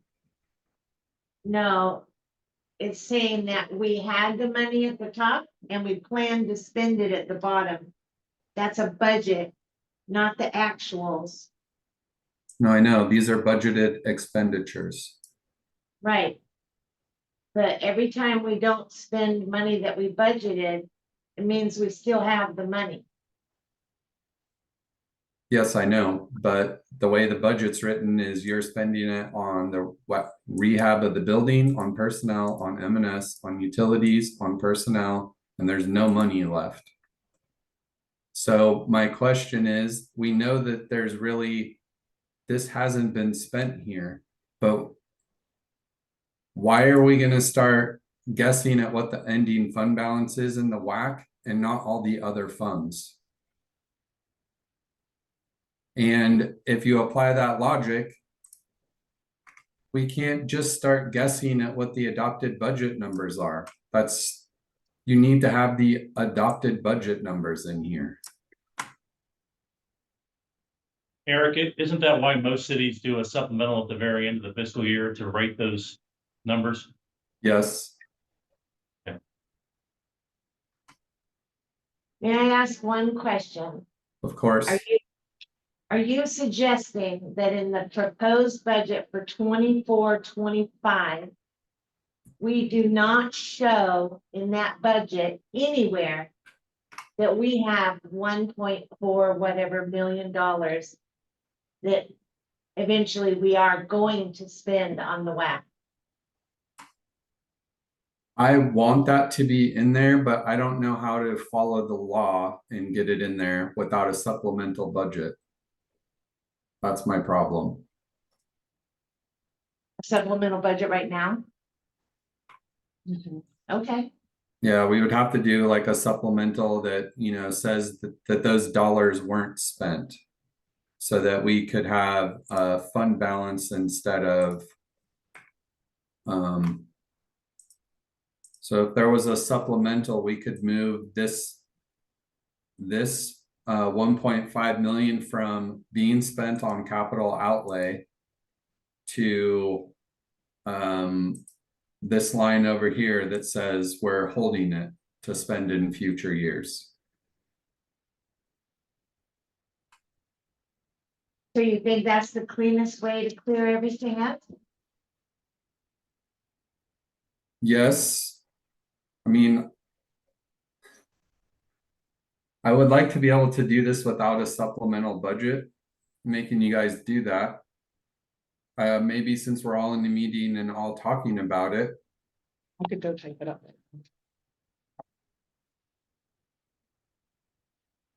What did I leave for a minute? Supplementals have to be approved, Yes. have to be. Oh, that's right. We Post posted. notice and at a council meeting. Couldn't we do it on Monday? Well, Eric, you're only doing a supplemental if your expenditures increase. All this is doing is increasing the revenue. And why couldn't that just be done through a motion at this budget committee? I think if the budget committee directs me to put unspent WAC dollars right here in this line and carry it to the beginning fund balance, I'll do that. But I just want everyone to know that it's not normal. I don't think it's gonna. I don't know if it violates the law. I'm not an attorney, but I think if we have it recorded on this meeting and everyone is very clear that in the budget, it says the dollars are getting spent, but we're gonna say it in here, everyone's gonna look each other in the eye and say, we agree we didn't spend this money. I'm gonna move this 1.5 million from right here as an expenditure over to right here as money that's held for future use. And then I'm going to add it right here as the WAC's beginning fund balance. Do we know we didn't spend money on utilities or anything? I thought something was That spent on almost the doesn't make architect. sense. Yeah. Because you're.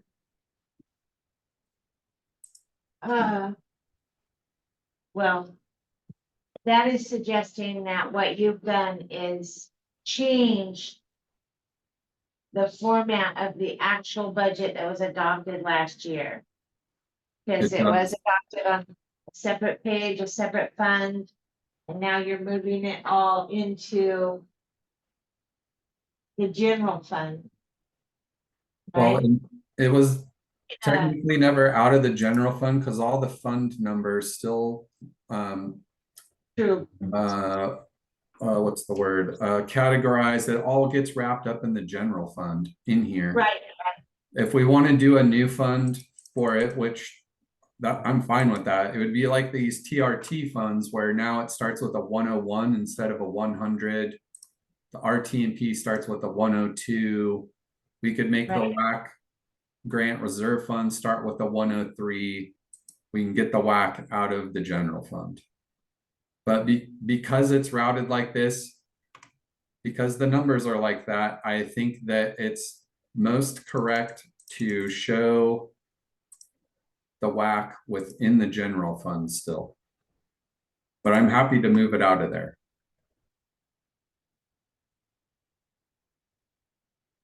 But I honestly don't care which way we do it. I just, as long as everybody agrees. So it would be Eric- easy to leave it in the general fund and just put an account number here where all of the WAC's funds that are set aside for the WAC's capital projects could just be accrued right here in this line. I don't think you need to do a whole other account, but if you want to for clarity, whatever, it doesn't make a difference. So if doing what's being suggested isn't normal and you're concerned, what's the problem with just leaving it as is and then doing a supplemental budget once we know the actuals? I don't know if the supplemental budget is gonna get done in time for these numbers to get updated when it comes time to do the adoption, because I know we're up against tight timelines. I know there's noticing requirements. I'm not opposed to doing it at all. I just don't. He's proposing doing it after adoption. Yeah, after adoption. Oh, yeah, piece of cake. I like piece of, that sounds good.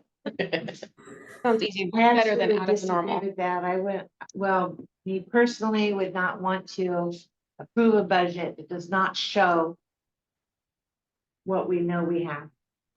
But we don't know, we haven't spent money on utilities, the architect. James, have we spent any money? We spent some, Yes, I don't know, maybe. Yes, you have to pay the power. why would we go against the advice of our finance person? When he's suggesting that it could potentially even be illegal, but he's not a lawyer.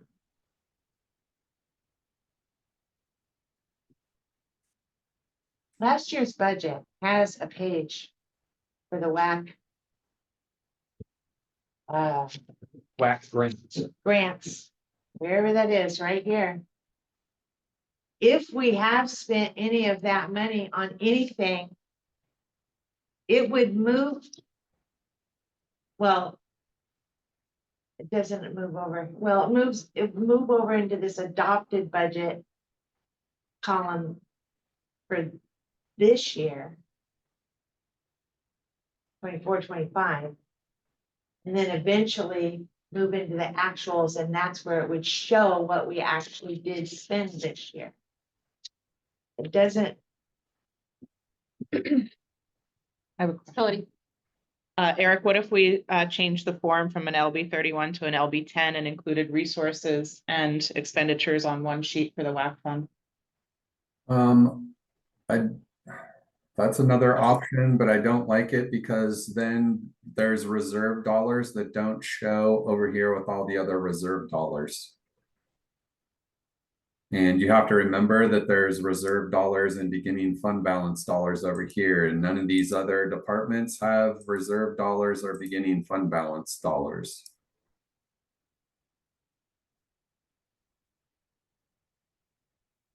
What about creating a reserve fund through an ordinance? Yeah, that would be the other option. Or resolution? I mean, there's, if you guys want to do a separate fund outside of the general fund to track the WAC stuff, I mean, that's fine, just do it. But I don't think it was done last year. I mean, I think the intention was there, but it wasn't actually executed, right, Dawn? Right, Dawn? For that, Correct. There was no the resolution. grant reserve fund. Correct. So, And the same is true for TRT and RTFP, just so everyone knows. When I get to the same spot. those are revolving though, aren't they? Those aren't reserve funds. Yeah, these are just normal Well, I'm funds. saying they were created on LB 10s. I don't know. That's fine. That's not a reserve fund. Yeah, so they don't have to be listed. So, These LB 11s are reserve funds that are set up for a specific thing. You gotta write when they were done, by which ordinance number, and the purpose for them right here, and then the review year over there. LB 11 is what. Yeah, Yes. And we're already creating one for which we haven't gotten to in the budget yet, but we're already creating one. yeah, it's the Reserve. Public Works Capital Reserve one. So it would be pretty, it would just be a duplicate basically of that format.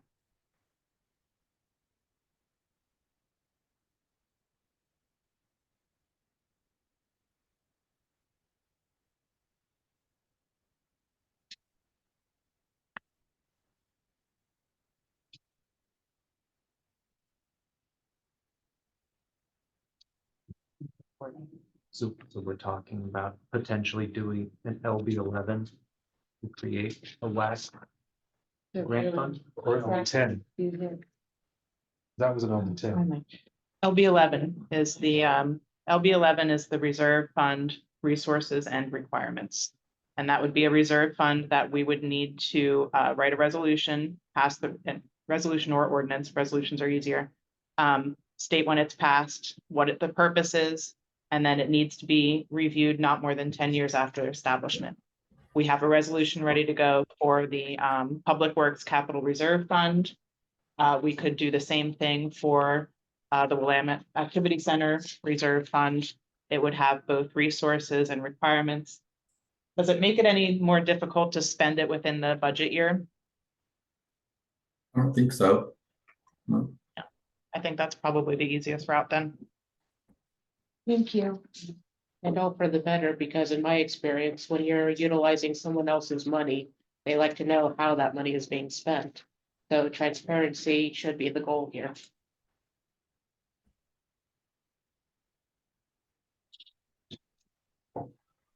Do we need a motion to make sure that happens, or? Are you saying you want me to do a WAC capital reserve new tab? Eric, if you want to take that off your plate, I can get that to you tonight with the resolution. And then you can add it in, Okay. if that's helpful. So I know you've got the LB one. I'm just gonna do it right now while we're talking, actually. Okay.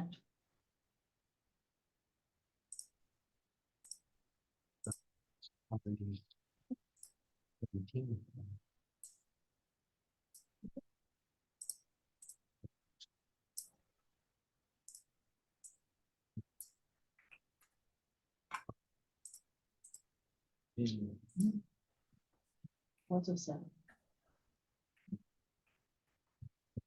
Oops. This one's the black.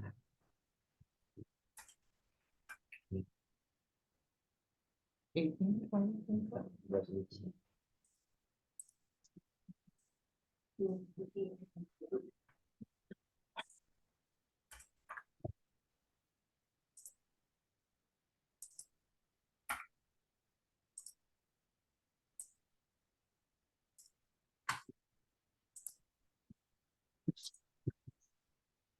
So we're adding it to 23, 24, so that it can then be incorporated into 24, 25.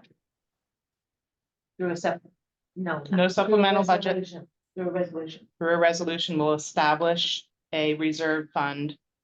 And we will eliminate the, wherever it is, the page that has the WAC fund on it. 14, is that what it is? Yeah. So we would basically eliminate that page, put it into the new page with the reserve funds, resources, requirements established by a resolution needs to be.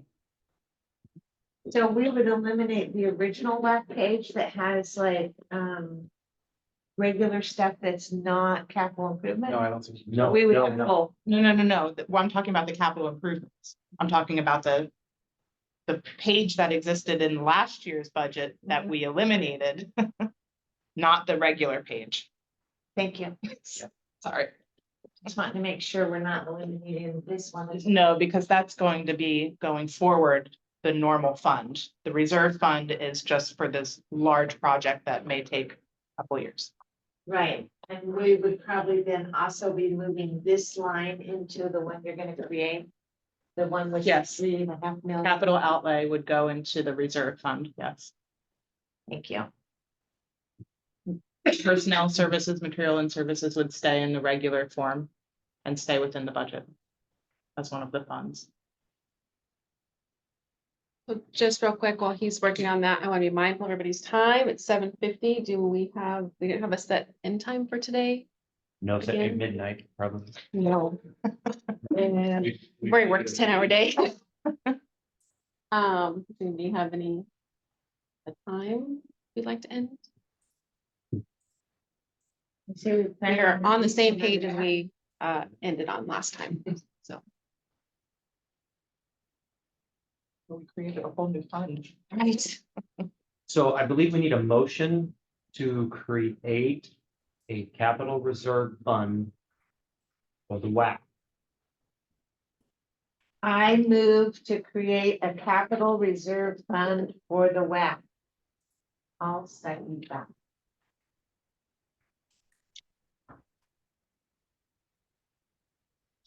Discussion?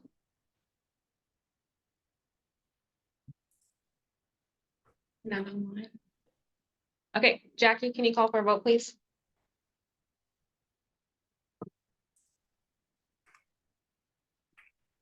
Mayor Cutchin, Yes. Counselor Coker, Aye. Linda Kammerer, I, Kristen Henderson. she's left the room. Can we come back to her? Oh, yeah. Lisa Samuelson, Yes. Seema Lavelle Beers,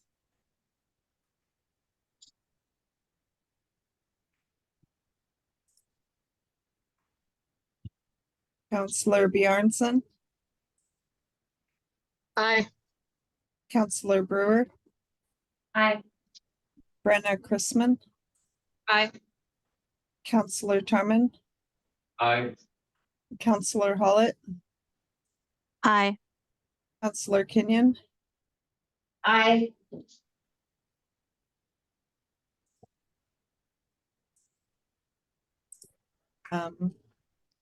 let's see, I didn't hear a vote from Seema. Did Seema vote? she didn't say anything. No, I'm here. You didn't hear me? I Okay. said aye. Oh, okay, thank you. I got it. Kristen's back. Okay. To make Jeez, the what's WAC wrong resolution. Then I They called for your vote. apologies for that. You can also. Kristen abstain. Henderson, Yes. thank you. Okay, Unanimous. All right, excellent. So Eric, for your information, the resolution number on that for the WAC Capital Reserve Fund will be 18-2024. That's 18-2024. Thank you.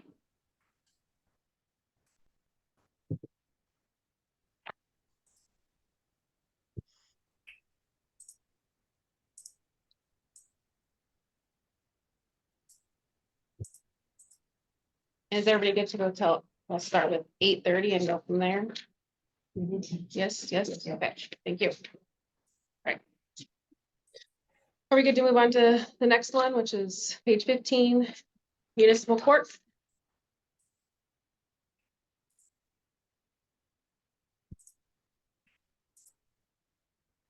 Counselor Kenyon.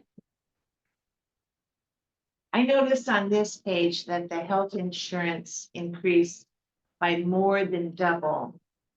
But the FTE is the exact same, 0.5 to 0.5.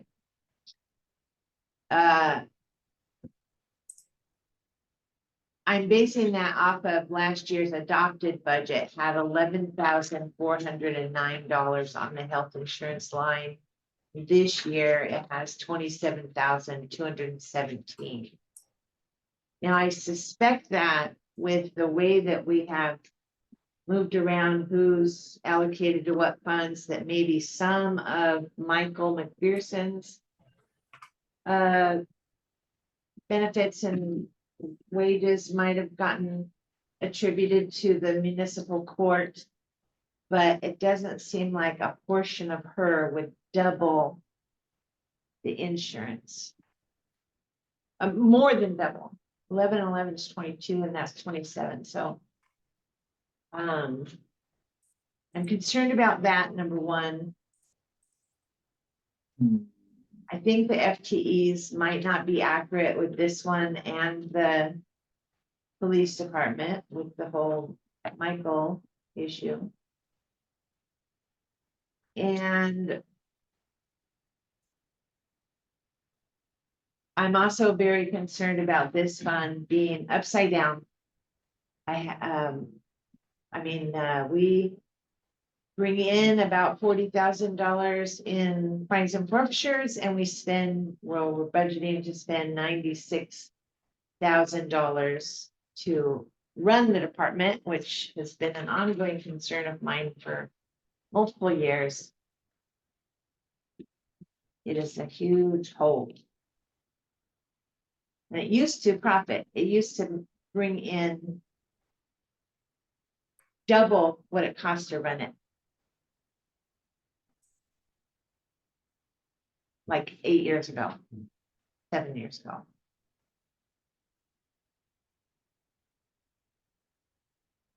I can take that issue first. As we've explained, I think a few times during council meetings, Ninth Circuit, which is federal court that controls us, has taken away a lot of our ability, court's ability to levy fines on people.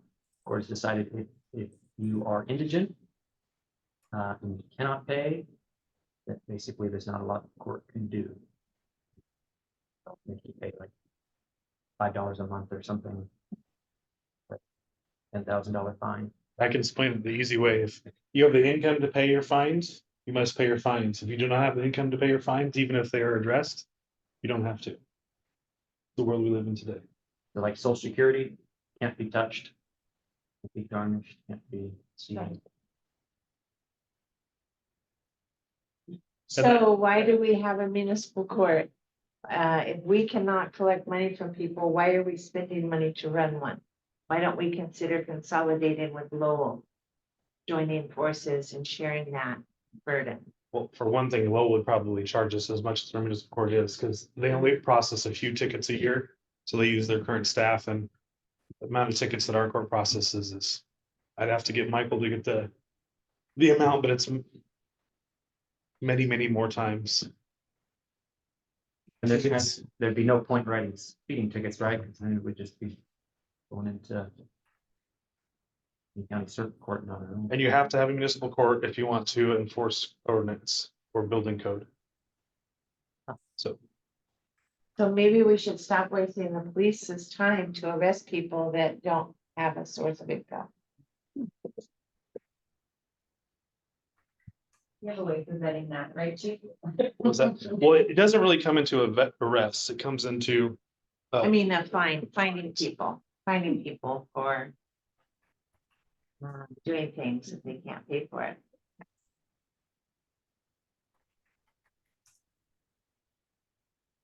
Councilor Burr? So my question would be, how can we cut back on the expenditures with this without losing the muni court completely? Is there something that we can take off the plate that's a waste of time for our staff?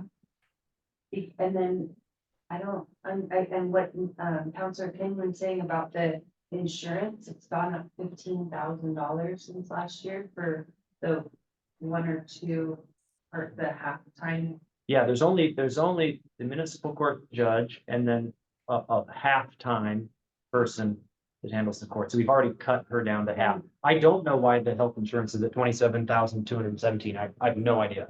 Well, Is that a? Does anyone know if the employee in the court gets all of their healthcare coverage paid or half of it? It's reduced since they're halftime. It's a reduced. Kevin, you know how much? I believe they just get the minimum just for one person, not a family. So Because I put it in as full coverage for health insurance and it's probably really only half. So it could be the same. So maybe it doesn't need to get budgeted for double. So if that was the case, then here's, oh, I didn't share it, sorry.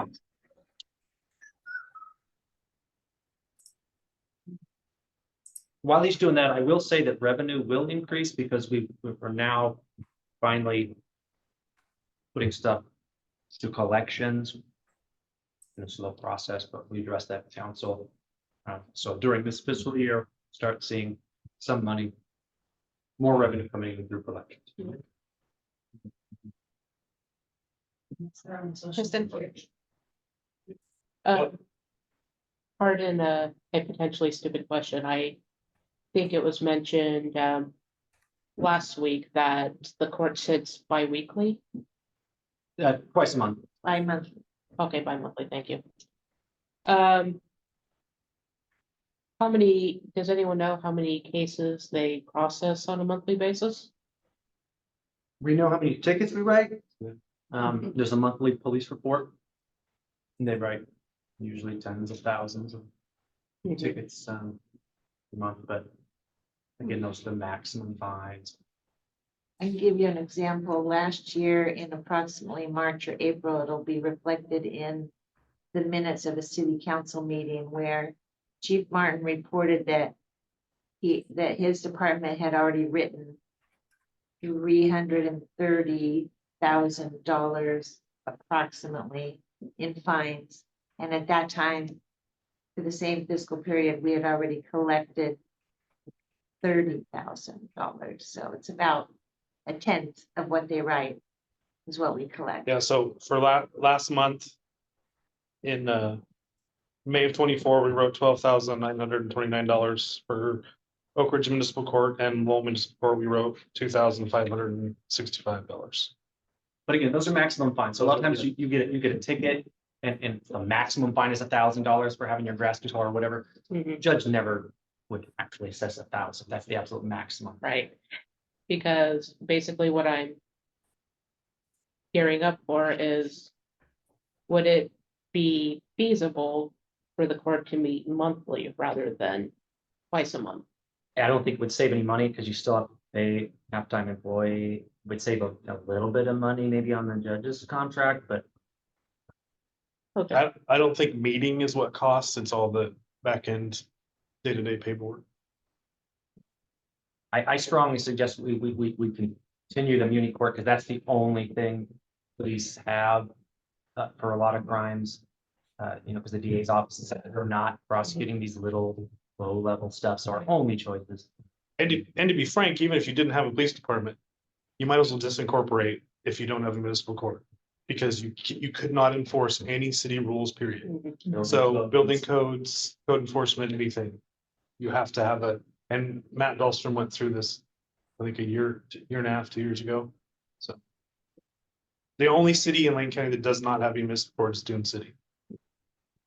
But maybe we try to focus back on the budget. So what are we? Sorry. Can I interrupt for a second? Yes, please. So if we cut the health insurance in half, which now that I'm looking at it, I think that's probably what's going on, is that someone's gonna need to verify that. So if we do the health insurance in half, the Muni court ends up at 83,921, which is still less than it was budgeted for last year. Can you zoom in on that a little bit, Eric, please? Yeah, absolutely. Is that Thank better? you. Yes. So I reduced the health insurance by half. And then just filled in the remaining numbers. And the total comes out at 83 compared to last year's 87. The difference down here is this huge admin number. Remember last year, a lot of admin overhead was personnel was getting allocated here.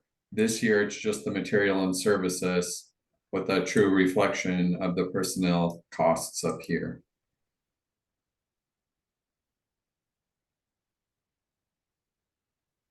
Okay.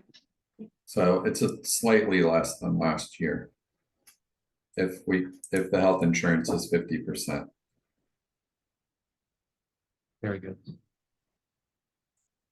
Eric, is there any way for you to tell us if any of the FTEs that were allocated to this fund were from Michael McPherson? Yes. She was just an admin. In the court, there is 2% for the city administrator, 1% for the finance director, 1% for accounts payable, 89% for the court clerk, 1% for accounts receivable. That makes up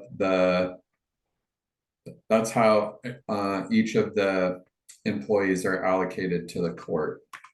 And then So all of that still adds up to a 0.50? Is that what you're Yes. Yep. saying? Okay.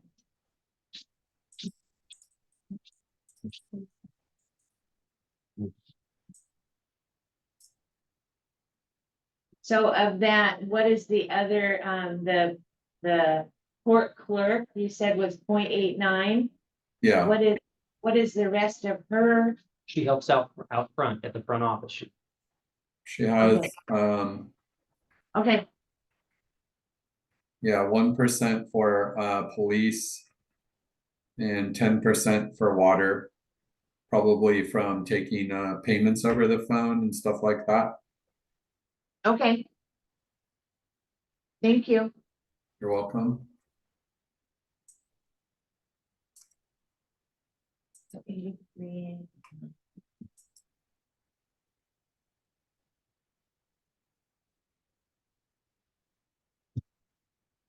Okay. Any other questions for this page?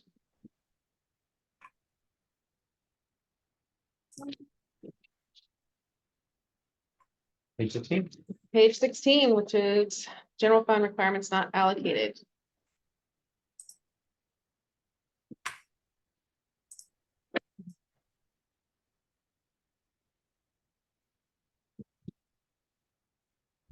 Yeah.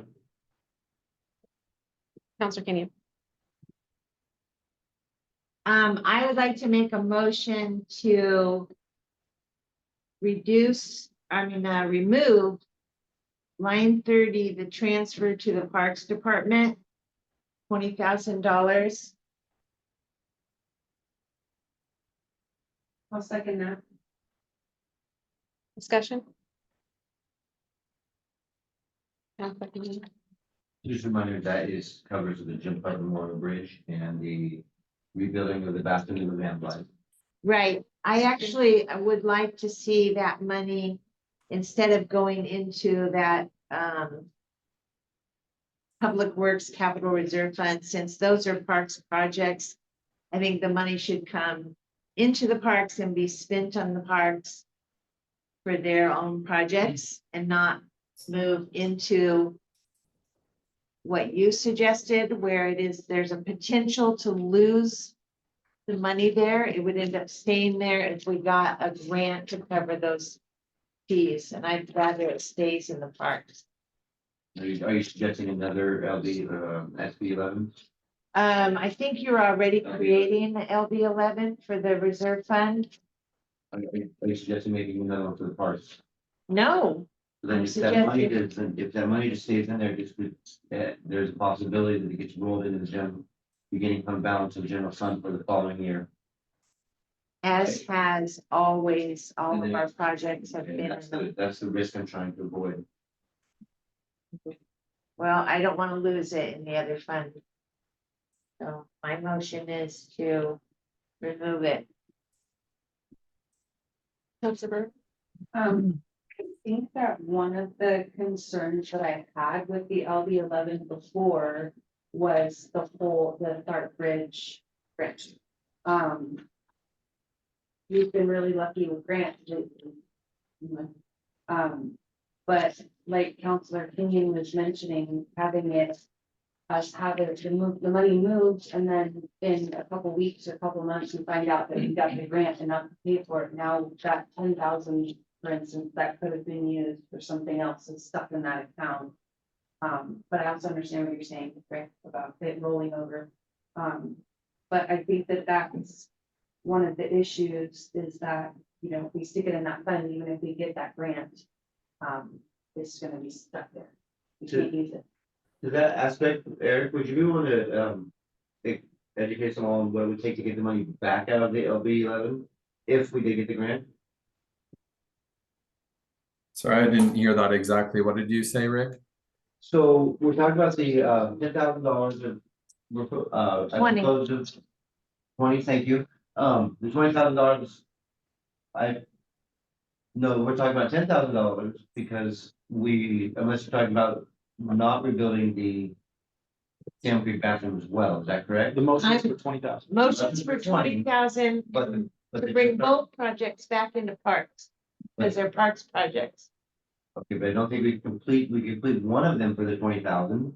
So, okay, so the question, Eric, was if the money is put into the savings for public works, and we do receive grants on those funds and no longer need them in the savings, what is the process of removing that back out, putting it back into the general fund? Can answer that if you want. Melody can answer that. The resolution. Just write a resolution and transfer it from the reserve fund back to the Parks Fund or the general fund. Either one. There also is a Parks Department Reserve for Future Expenditures account in the general fund. So Right. what Dawn is suggesting would be not to transfer this money to the reserve fund, but I would assume hold it right here or spend it in the Parks Department in a capital project. That's exactly what I'm doing. Yeah, there is a mechanism to hold it and identify it in the general fund. For multiple years? Yeah, How much do you think it's gonna cost just to do the Salmon Creek bathroom off the top of your head? I'm guessing about 20,000. That was just for the. Yeah, they tore up the entire cement floors, took out all the copper pipes. It's that bad. But we already fixed them. This is again. They did it really, they got the copper piping out of the walls. I didn't realize it was going to. Any other discussion? Jackie, can you call for a vote? Please. Counselor, yes, Counselor Tarman, Nay. Counselor Kenyon, I, Counselor Hollett,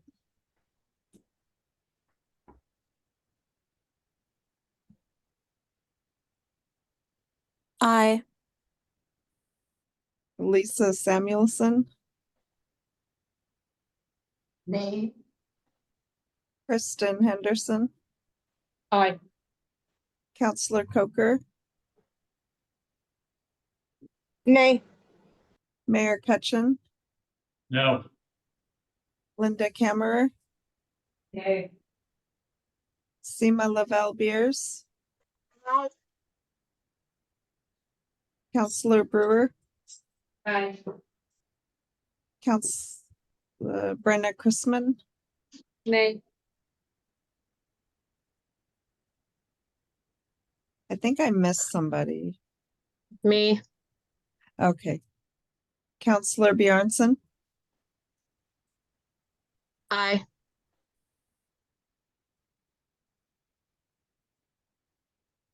five ayes, 7 nays. Motion failed. Thank you.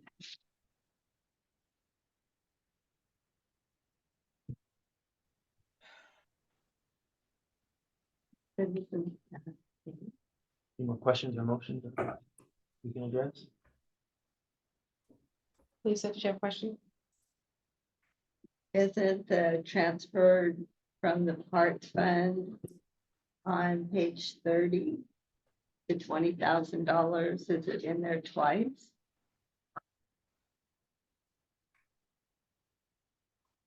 Well, that's different. That's not for the repairs. That is, yes, that's what this is referring to. The transfer on page 16, Parks Department transfer to Public Works Capital Reserve Fund is transferred in from Park Fund on page 30. So the parks fund into here. Like, so the 10,000 for the bridge and if they put 10 for the bathroom. yeah, transferred in on line 7, 20,000. You're looking at we're looking at this page.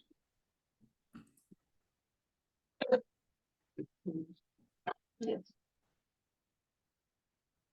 That number here, too. So this is just showing Yes. the transfers. Yes. So that doesn't have anything to do with the.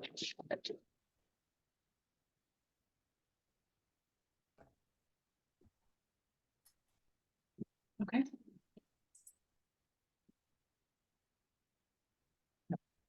Did that one pass? No, it failed. So we're leaving the Yeah. Yes. as is, okay.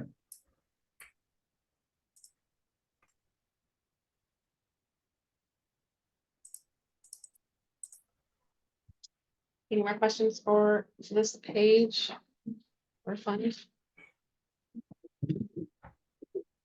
All right, moving on to 17, street fund.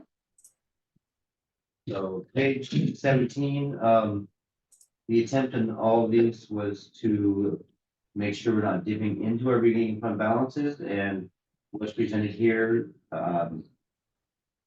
is successful on that, with remaining $12,116 in the black. The unfortunate part of this one is this proposal, I'd like to put your attention to line 7, tubular license fee.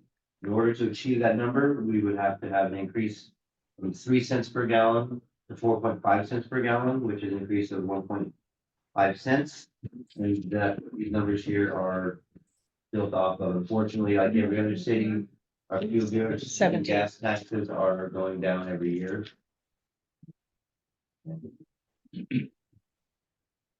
That one in a nutshell.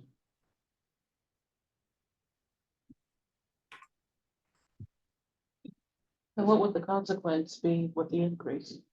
With the increase or without? What? 1.5%. 1.5 cents. Cents. So it would be a 50% increase.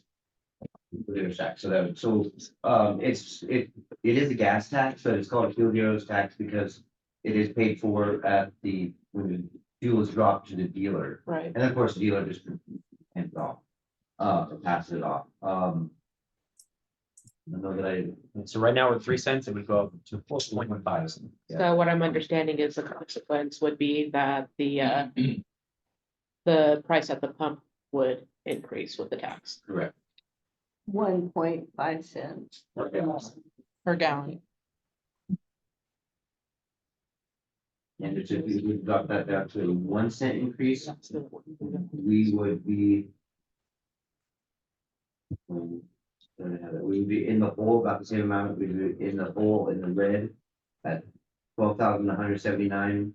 If we do not do the increase, we are in the hole about $30,000. So granted, there is a beginning fund balance. But again, it's best practice is to not dip into the beginning fund balance. The advantage of having, if we would have the beginning fund balance. Would be left in unappropriated ending fund balance until we could get a capital improvement plan to best outline how to utilize that money.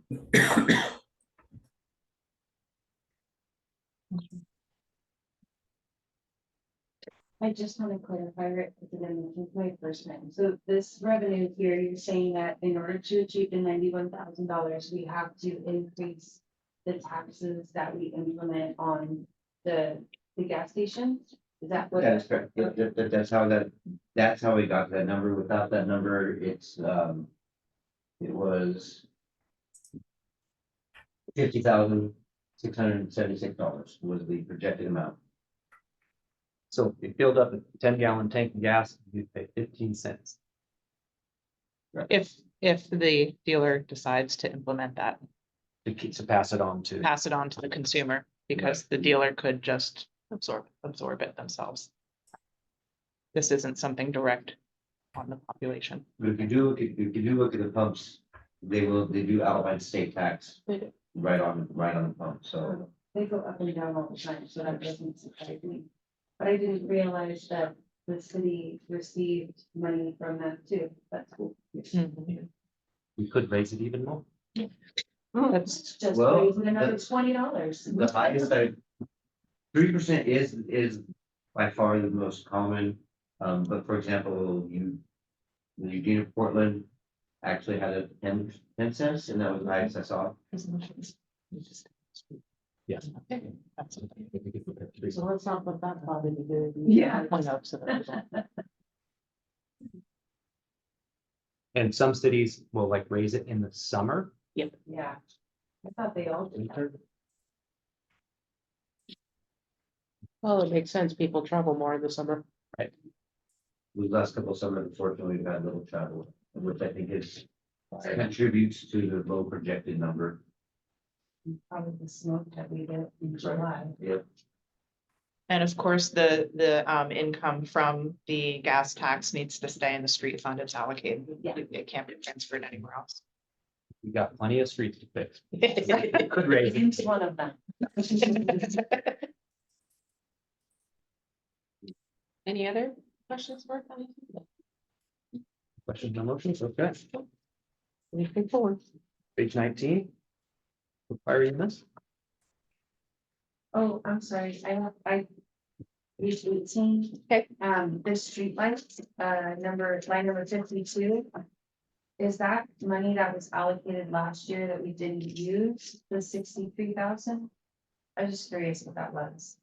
I don't know what street lights line 52 on page 18 is. Isn't that what you pay the electricity for the streetlights, Lane Electric? Yeah. Yeah. Is that what that is? Yeah. Okay. Thanks. We do have a handful of lights in ours, that do belong to the city that. The main electric does not repair or maintain. Yeah. I was Now, just Main curious. Street repair, I'm sorry, Thank you. yeah, that would also be part of the. Ready to move on? Yep, that was the only question I had. So page 19, fire EMS. So Eric, I know you already told me that you're adding $40,000. If we have to cover the correct wages on fire and EMS, is that correct? Yeah, Scott had reached out to me the day before the night before we did the first budget meeting about some concerns with the personnel. But it was just too complex for me to get it wrapped into the budget last time. So he and I worked on that for a few days afterwards. And just the way the firefighters are paid is a lot different than what I had my personnel worksheet set up to calculate. So the net result is like there needs to be like $40,000 more in personnel services for EMS. So how do we do that and where on this budget? I believe the cleanest thing to do would be to just up the personnel services and reduce the contingency line to make up the difference. All right, does anyone see personnel services line on page 19? What line? Starting on 20. Yeah. Total personnel services, it's that huge black line, text. Copy that. It's 726,439. The new estimate is 771,474. 1474. Okay.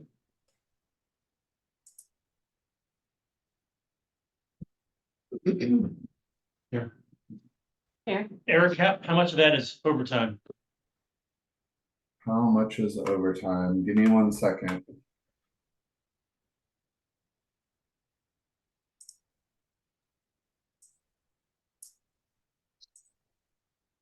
Overtime in EMS comes out to a whopping $134,000. Thank you.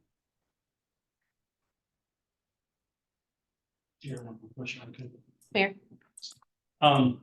James, I'm concerned about the budget estimate on line 78, which is seasonal workers. We're budgeting for 200. And as of April 30th, we were already at 233 for seasonal workers. So I don't know if the chief is planning on using seasonal workers less, but right now we don't have enough full-time employees, so I don't know if that's gonna be realistic. Well, I know that we did just get a seasonal worker grant from the Oregon State Fire Marshal. I don't know if that offset some of those funds or not. And unfortunately, Chief College just had to go on a 911 call, because again, I'm shorthanded. Just a question, follow up on from me, Okay. from me. Probably not.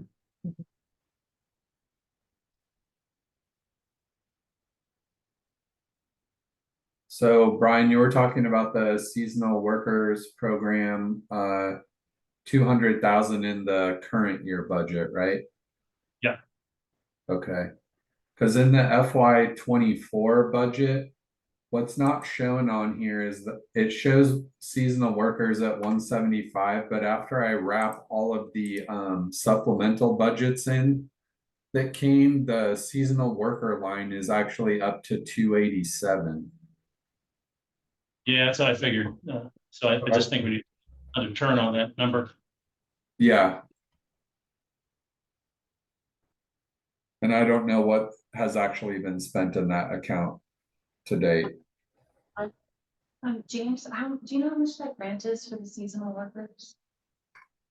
Do you know about how much? I do not, but it may be announced in last month's fire department monthly report to city council.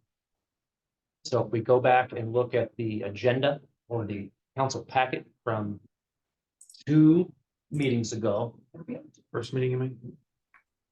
So yeah, it would be May something, yeah, I don't know. I think it's around 60 grand. Thank you.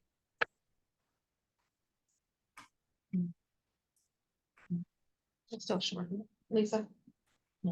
When there's an ambulance call, do we charge the insurance of the people for the transportation?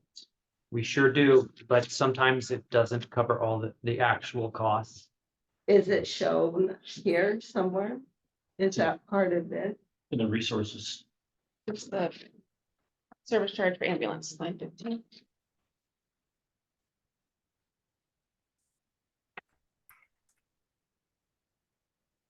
Which line? Line 15. 15. Service charge for ambulance. By somebody that didn't in. Okay. But of course, We got 500,000. of course, the majority of the clients that are transported to the hospital don't have their own private health insurance. They have OHP or Medicare, Medicaid, et cetera. They're trying to increase those payment rates. Good luck.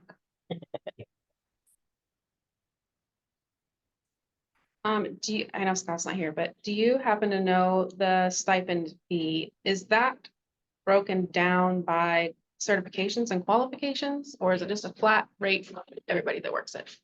It is broken down by certifications to encourage people to get more certifications so they can get to the level where they're actually covering a shift so that EPOLA doesn't have to cover it. More protected.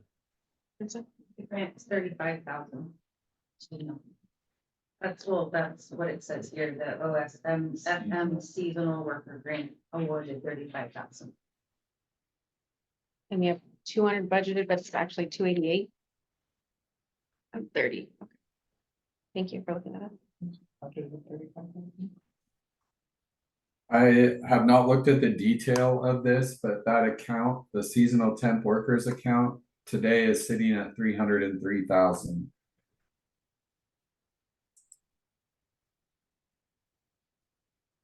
What do they do? They fill in for a shift, so typically you want to have 2 call outs available. Right. The first, so they have a full-time employee that leads that shift, and then they have a part-timer employee, this seasonal help employee who's qualified, and then they try to fill in the rest with volunteer. And the volunteers get paid off. A stipend, depending on their qualification. And seasonal is a label. It's really the temp service. That's. Yeah. Yeah, people ready. So they hire them through a temp service? Yes, they come through a temp service and they charge us a rate. That way we don't have to pay like their health care benefits and vacation time, sick time, et cetera. And we did get a slight reduction that Scott just negotiated recently with the temp agency. It'll help. Kristen? And honestly, the overtime makes sense to me Because if Chief Holland has to cover for people who call out, well, that makes sense to me because as a caregiver, when any of my coworkers call out, I end up covering their shift as well as my own.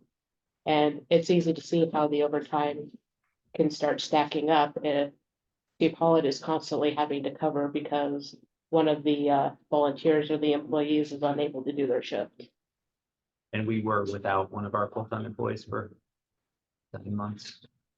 So while I can understand, the gas being at the amount, this amount actually logically makes sense to me. So there's only 4 full-time employees, 4.35. That's correct. But not all those positions are currently filled, correct? Correct. We have an opening that be advertised soon.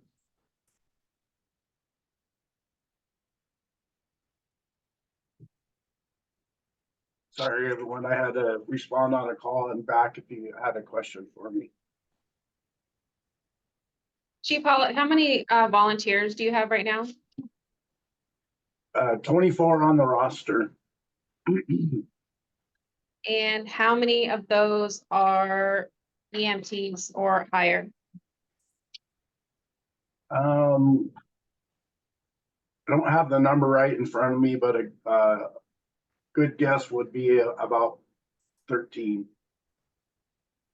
And then and the rest will be just drivers? No qualification? EMRs or drivers. Chief, it's the mayor. I just had a question on your budget estimate for seasonal workers. It's sitting at 200,000 and we're well above that already in execution in the current year. Do we need to raise that up a little bit to give you a little more leeway? If we have the funds available, it would be helpful. Last year, this current fiscal year was a bit of an anomaly because I had to hire a part-time person to fill the person that was on leave. And that really increased our funds from what they normally would be. And then also I negotiated with People Ready to reduce our fees a little bit. So that will take a little bit of about 17,000 off of what they're currently charging us. Thank you.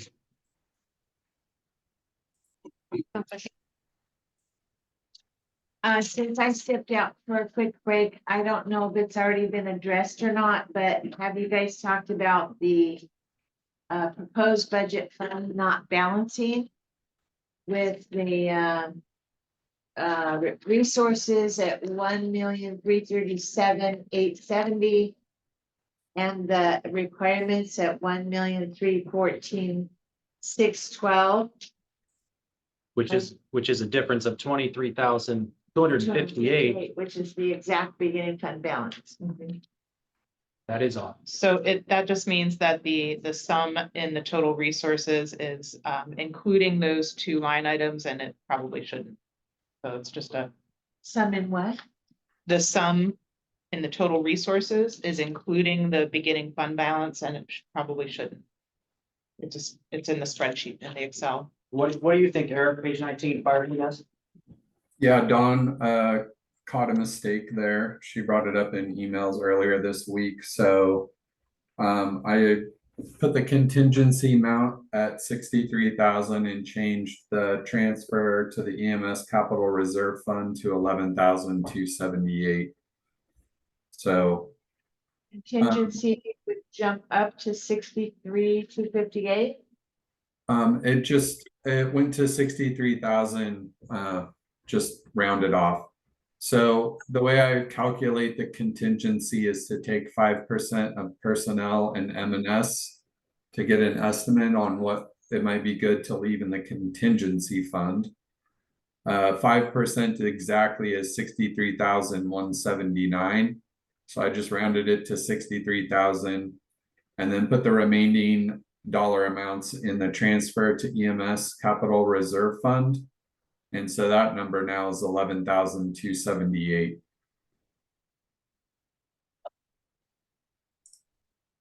I had probably just made an update and forgot to check that the contingency number needed to get updated, so good catch by Dawn. Thank you, Eric. That was all I had in this one.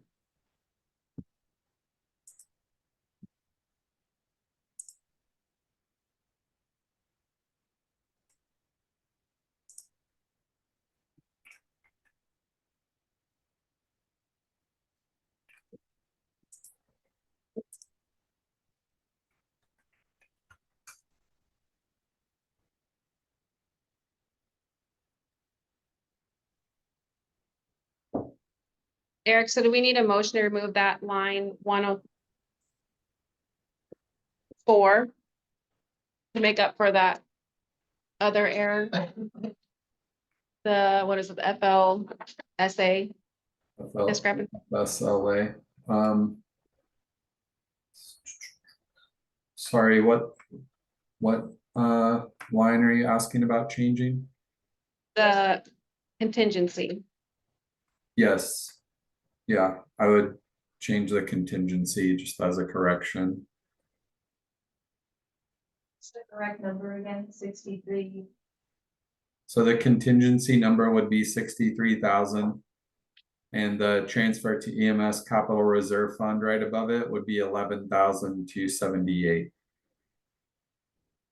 And then the fund balances between resources and requirements.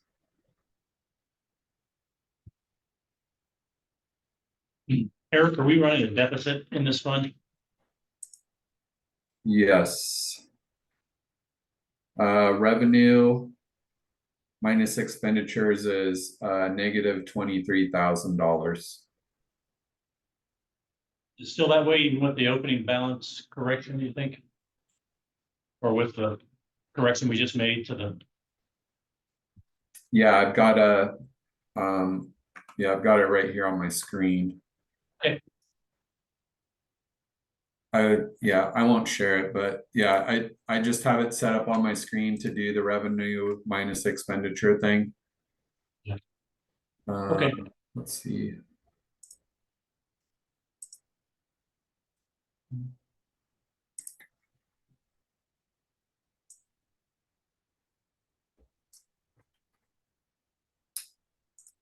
I'll zoom in so you guys can see. So I have this little thing set up at the bottom of my worksheets that I don't print out, but it's got like the resources, personnel, M&S, capital, all the stuff, right? So then down here, I just have the revenue, which is all the resources minus the beginning fund balance, and then all the expenditures. Is it weird that that comes out to be the exact amount of the beginning fund balance? No, because we have this unappropriated, this cell is a 0. And the way this fund is set up is that if we have some extra funding left over, we're transferring it to the capital reserve fund instead of letting it sit in the unappropriated ending fund balance. So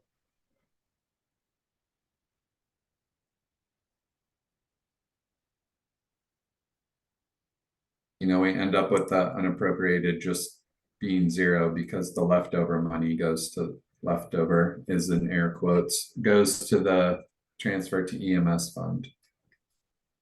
So there was like $50,000 that would have normally ended up here. Now it'll get transferred over. So the beginning fund balance, just so you know, Dawn, is the contingency dollar here from 24. We've budgeted that as being spent, but it wouldn't be spent unless there was some overspending somewhere else. So the beginning fund balance in 25 is just taking this contingency dollar amount. Right. I think the EMS is pretty much set up not to have any ending fund balance and therefore no beginning fund balance. So It's usually going to be really small or zero.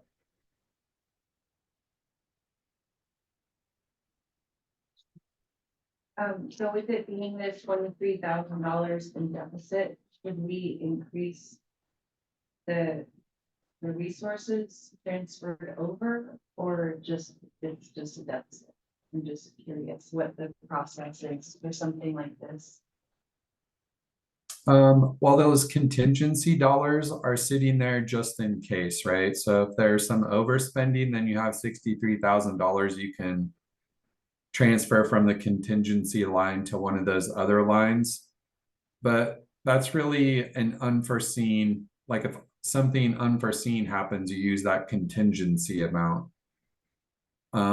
It's good to have it there because otherwise you have to take money from like one of the other accounts, or you have to take it from the unappropriated ending fund balance, which is, I don't remember. One of them you can't use in budget law for sure. I can't remember if it's the beginning or ending fund balance. And then the other one is like, you really, really, really don't want to use that one, but people do because they get in trouble. So having a contingency dollar amount just keeps you from getting an audit finding, but you're really not planning on spending it, if that makes sense. I mean, from the contingency, I meant like with the tax dollars or from another fund to transfer over. I just wasn't sure if that was something that we would do, or if it's just like, well, they're running on a deficit and move on. And I wasn't sure what the process was. Creating one deficit for another, the general fund's also in deficits. It's just, Yeah, it's hard to do that. that makes sense. Okay, I was just curious. Thank you.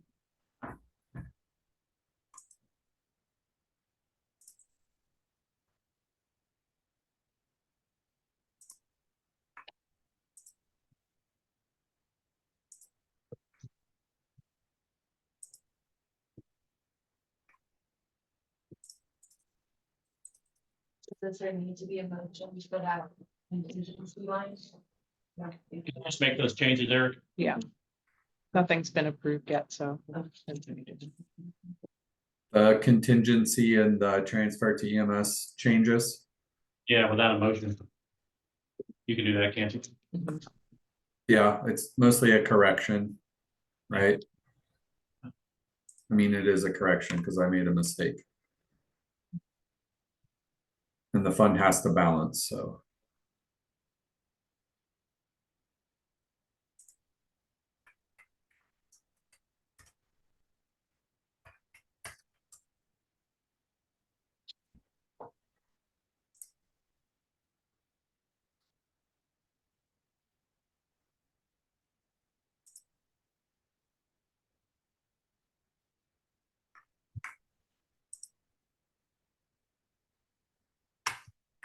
I'd like to make a motion to remove line 55, the volunteer stipend, 50,000.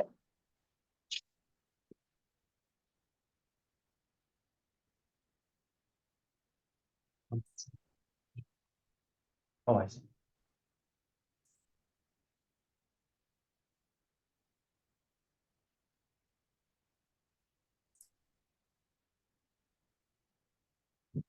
What was that line number again?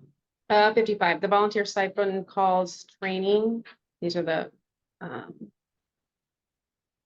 volunteer roster. Right. You want to remove all of it? Yes, So you want them to be true volunteers. a true volunteer by definition.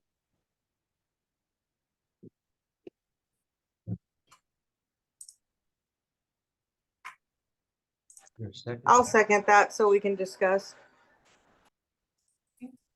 Discussion?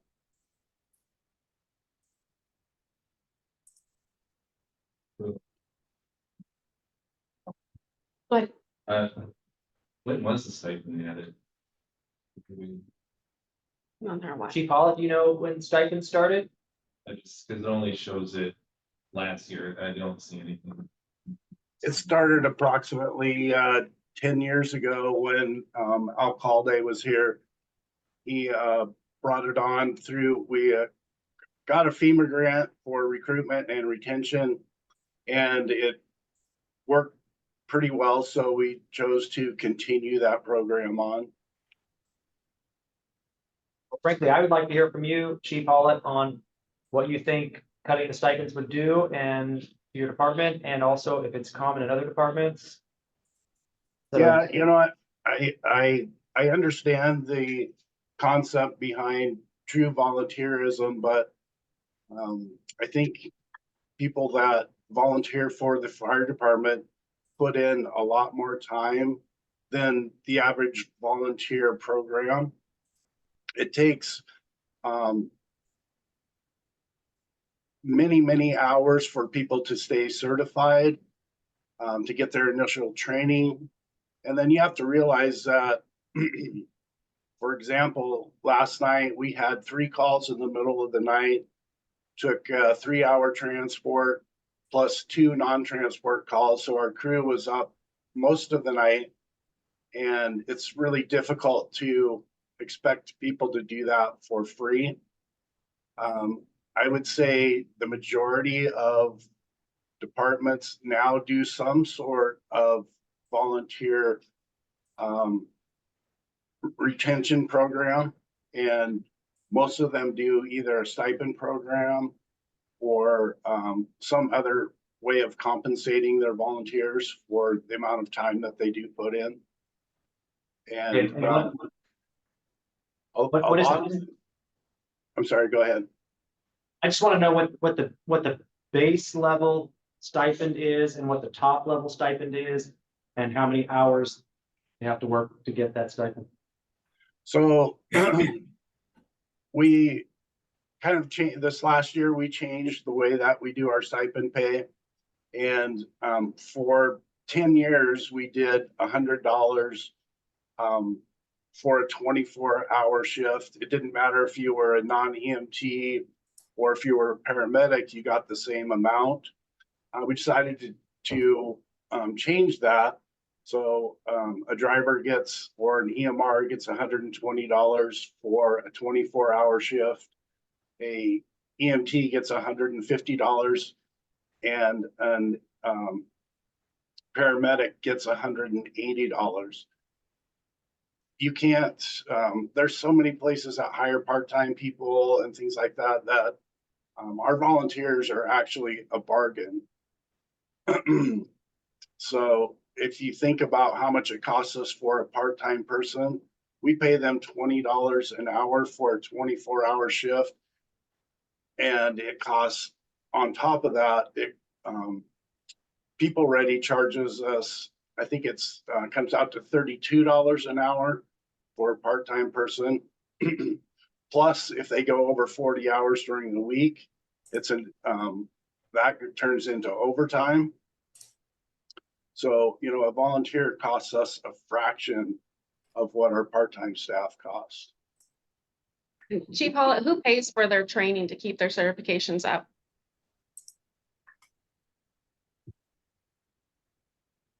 They get points for coming to drill, but it's a minimal amount. It's like $9 a drill. Did that answer your question? No. The training part, you said they require a certain amount of hours to keep their certifications and licensure. Who pays for or does that training for them? We do in-house training here for them.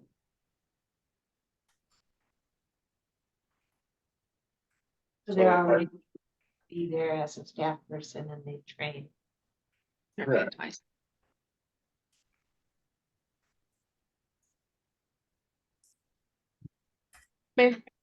Chief, looking at your volunteers signing up for shifts, I know that part of the thought behind the stipend increase that recently happened was to increase that participation level. But if I'm looking at the last chart, it didn't look like the participation level as far as volunteers signing up for shifts had significantly increased relative to other years. Would you say that's true? I would say that we've had a lot of open shifts the last several years, but we are working really hard to recruit new volunteers. We just put on about 7 new volunteers in the last month, and we are starting to see some increased sign up.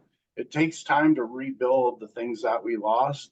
And like I said, we're working really hard on improving our training, trying to have incentives for our volunteers to respond. And we're not the only agency that's having those issues. Every agency in Lane County is saying the same thing. Not only Lane County, but the state and the country, volunteerism is falling off. And we really have to do everything that we can to recruit those volunteers. Like I said, volunteers cost us a fraction of what it costs for a full-time person or a part-time person. My goal is to get to where we have 2 volunteers on every shift, and then maybe we reduce that need for part-time staff. And that's what we're working towards. Thanks, Chief. I just have one more question about the training. Are the cities, the fire department, EMS staff getting paid to provide the training? We have a training officer. He is a full-time paid staff person. He is the one that provides most of the training. We do try to send people to outside training. Number 1 is an incentive. Number 2, to get a more advanced level of training. And number 3, that's one of those good retention things.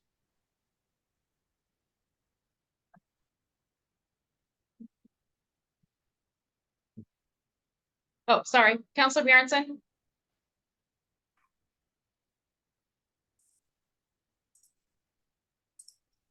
Yeah, I just wanted to put on record that Chief Hollett, what did you say that we pay for the part-timers per hour?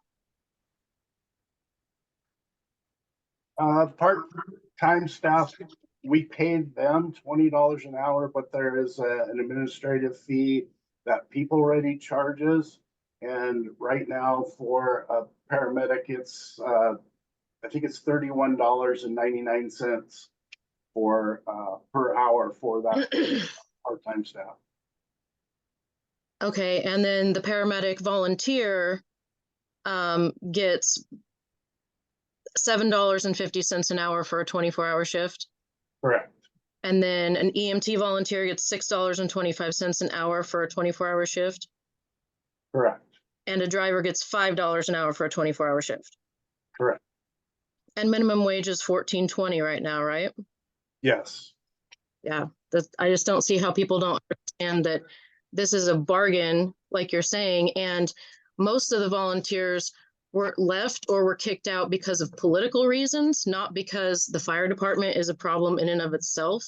We finally have a good chief who knows what he's doing and is building that program back up, because the whole goal this entire time has been to minimize the part-timers. $32 an hour versus $7.50 an hour. Come on now. And Brenna, you didn't care about getting that check when you were there, so why now? I would ask to leave personal things out of it. And one, was a volunteer for the fire department. I would work a 24-hour shift. I did not get paid because I only worked half of the shift. And so I got $0. So I never did it for the money, because if I'm going to volunteer, it's going to be truly volunteer. Now, if people are wanting it for money, cool. Then apply for People Ready and do it through that. Good for you. Kristen? Yeah, I have to say, I feel like getting rid of the stipend would be cutting our nose to spite our face, because Mr. Clevenger was speaking about how we could potentially lose our ambulance services if things don't change. I would argue the same thing would occur if we stopped paying volunteers, because who's going to want to do a potentially hazardous job for nothing? So I feel like if we get rid of the stipend, we're basically saying we don't want an ambulance service anymore. So I very much disagree with the idea of removing that stipend. Counselor Kane? I second that. I think that it doesn't make a lot of sense to reduce the ability to give a stipend to the volunteers and still expect that we would have the same amount of volunteers. And the truth is, the first time someone calls and needs an ambulance because of a serious medical issue, and we don't have volunteers available to get them to the hospital, that's gonna be a problem. It's already hard, and we have a lot of volunteers. So reducing that, I think, is a huge mistake. Counselor Tarman? So do volunteers only do ambulance service? They do fire service too. Looks like there's a separate line for volunteer firefighters. Our volunteers do, most of them do both fire and EMS. Not all. We have some that will only want to do fire and some that only want to do EMS. Chief, can you explain what's the difference between line 63? No, 64 and 55? One says volunteer firefighters and the other says volunteer stipend.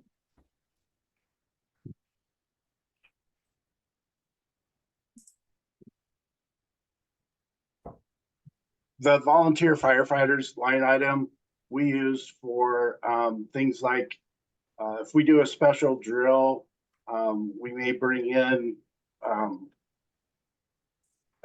instructor or something that is kind of above and beyond what we normally do. We also, you know, if we do all day Saturday drills quarterly, we'll buy lunch for everybody or something like that out of that line item.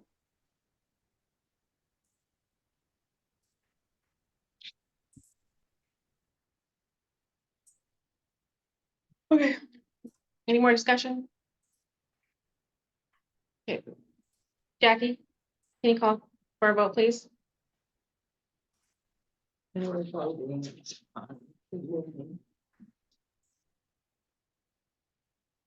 Mayor Cutchin? No. Counselor Coker? Aye. Linda Kammerer? I can't hear. No. Thank you. Kristen Henderson? No. Lisa Samuelson? No. Seema Lavelle Beers? No, Counselor Bjornson? Nay. Counselor Brewer? Nay. Brenna Chrisman? Aye. Counselor Tarman? Aye. Counselor Hollett?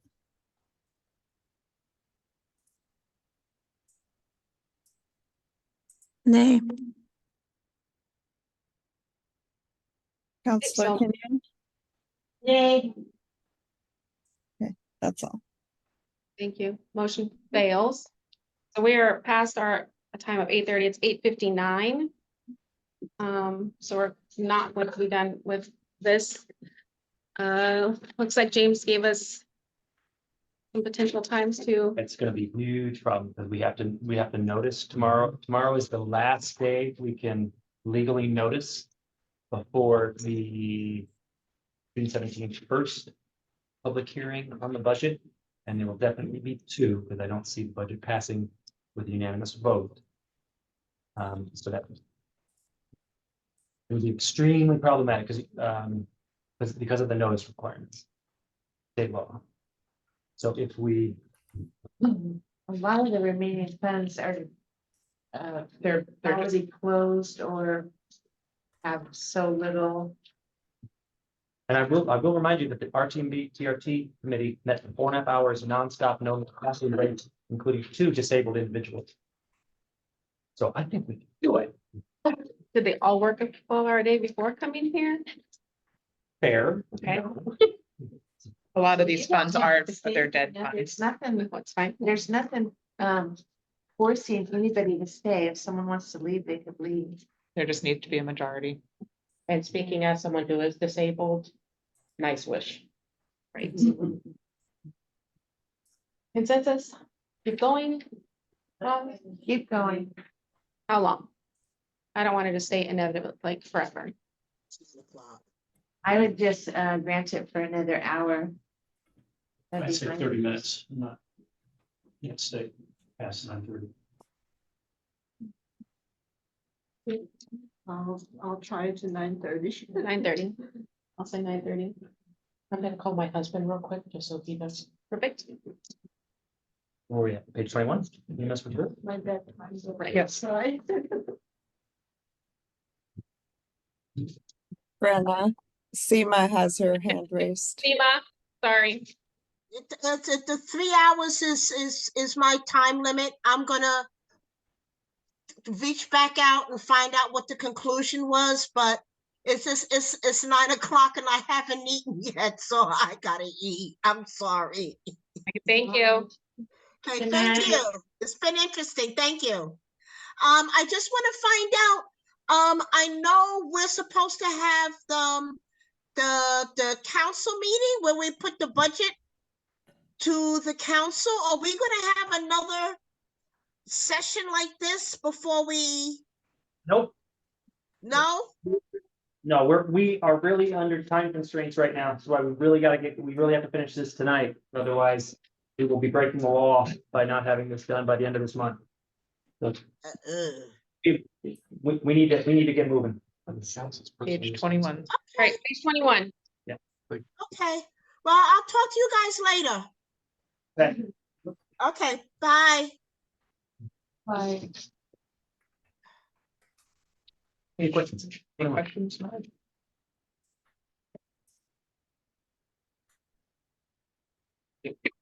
Thank you.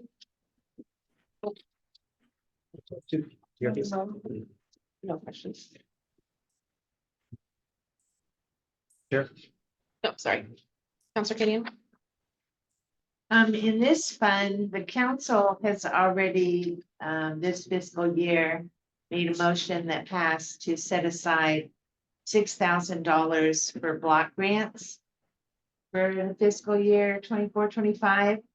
So I would like to see a line created probably in, I don't know where that would go, but it would be maybe in the materials and services for block grants. 6,000. And then something else would just have to be reduced, like tourism projects. That's the only other requirement in this fund. Yeah. Might I suggest that we address that in a supplemental budget because we still don't have the final figures for what needs to be fixed in PRT. You do an RTMP. Here's my recap. 11,100.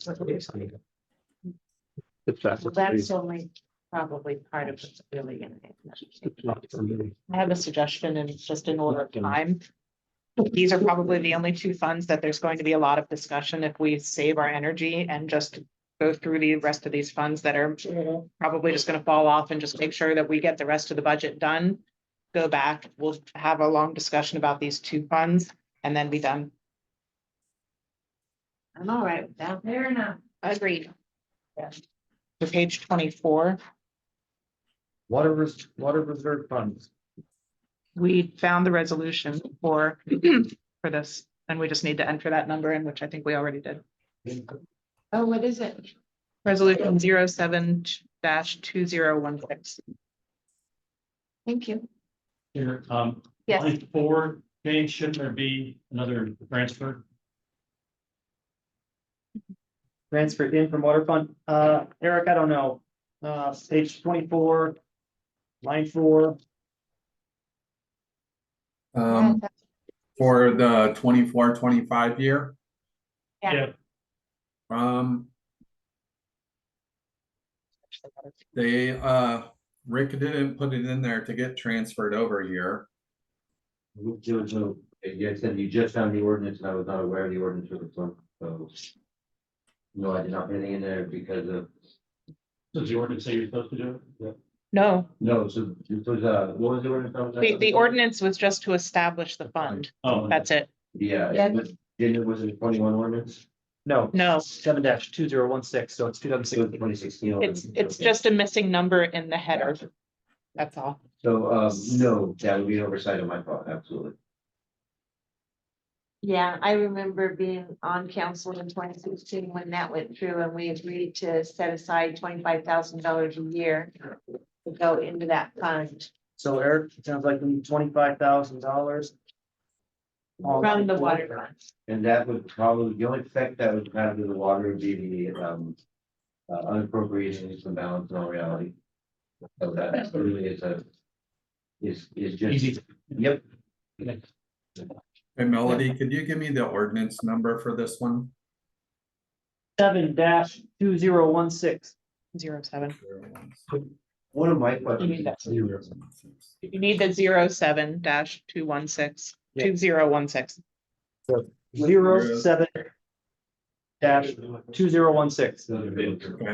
Okay. We're adding 25,000 transfer in from water. Going to water and transferring out, 20, adding 25,000 to water fund reserve. And decreasing that by 25, okay. In that ordinance, was there anything identified as far as? What's It was, I believe, a little bit more, but it basically to support, maintain, and repair the water system, which is what's summarized in the top. Basically, that it's- whole ordinance. it's open for- No, but it's available. Open for available after CIP. We have the ordinance. I can go grab it if you would like. Doesn't. Okay. I'd be with it. not- It's really just to establish the fund. Any more questions on this one? So we need to go back to the water. fund. You already did it. I already did it. And we'll get there when we get. It's on page. Nope, 25. Page 25 is a dead fund. That's gonna fall off next year. So we can skip page 25. The wood stove, What about page 26? Right? Same thing with the 26 dead fund, fall off next year. So on to page 27, 27, water bond. doesn't change. no change. I do actually have a question on that page, just to throw it out there. In the adopted budget this year column, I'm wondering if there's a mistake. Because the total resources is 120,683. And then under expenditures, they've got two of the 120,683s, which would put us in a negative. Yeah, you're right. That one's supposed to be in the ending balance number. Yeah. Good catch.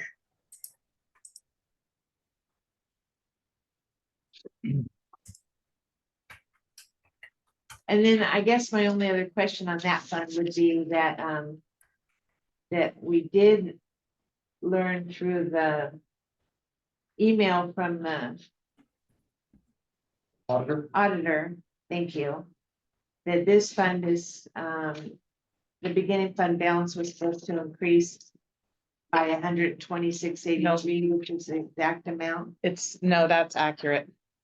The amount that it was supposed to start at is. Oh, that's right. I'm, okay. thank No you. increase. Thank you, that's all.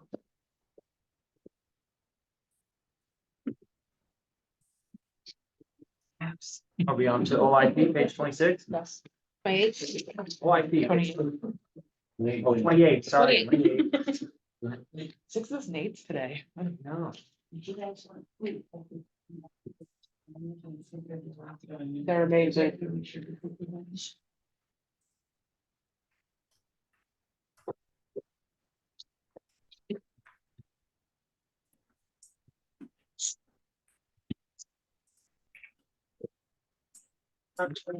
Yes. Yeah, 28 OIP.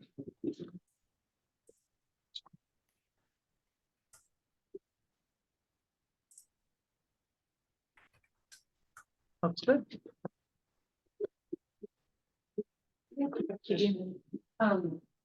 This is just generalized. How come the trestle bridge is in the OIP? I'm just curious why. Because the Trestle Bridge property was originally part of the OA. Oh, okay. The disc golf course was too. Oh, Yeah. okay. And Little Texas. And a gun range. Oh. No quarry. So is that all of the industrial park then? Yeah, Yeah. it's all considered.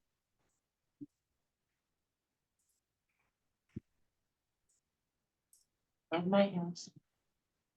And ultimates, whatever you call it. And who are the employees for the WAC, the 0.66? I know you're one of them, James. The WAC? OIP. Oh, OIP, excuse me, sorry. Late. The OIP. Yeah. So OIP is the city administrator, 10%, finance director, 7%, accounts receivable, 2%, community development director at 10%. But these are public works job titles. The crew leader at 5%, maintenance supervisor, 8%, utility worker 1 at 12%, utility worker 2 at 10%, and a utility worker 1 at 2%. Yep.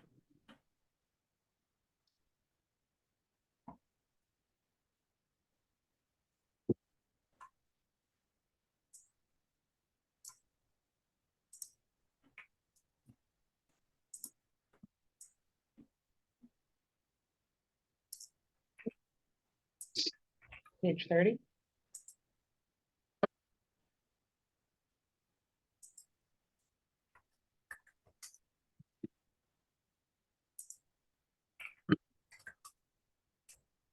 And are the improvements coming out of here that we're making on the industrial part?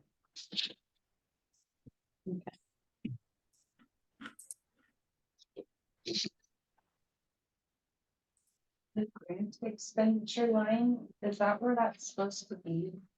On number 63? Usually just all the grants have their own little categories. I was just curious. Corresponding grant is at on line 12, and the expenditures.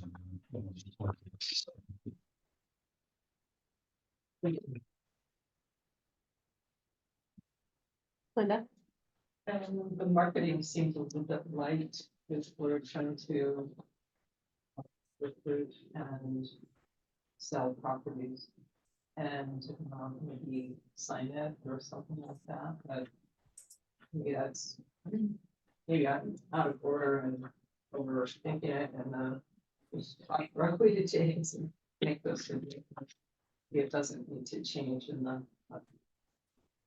Professional services, I think is that would be the real estate agent. Well, we only pay commission to the real estate agent. Professional services will be things like that, not estimates, what's it called, when you value a property? Oh, assessments. Appraisal. Appraisal. Thank you. But Linda's right, I mean, we could certainly use more in marketing, but, I think if we went over that, we wouldn't go too much over, so we wouldn't have to do a supplemental. You know, we could spend an extra couple grand, it wouldn't be over 10% for the higher fund. Agreed.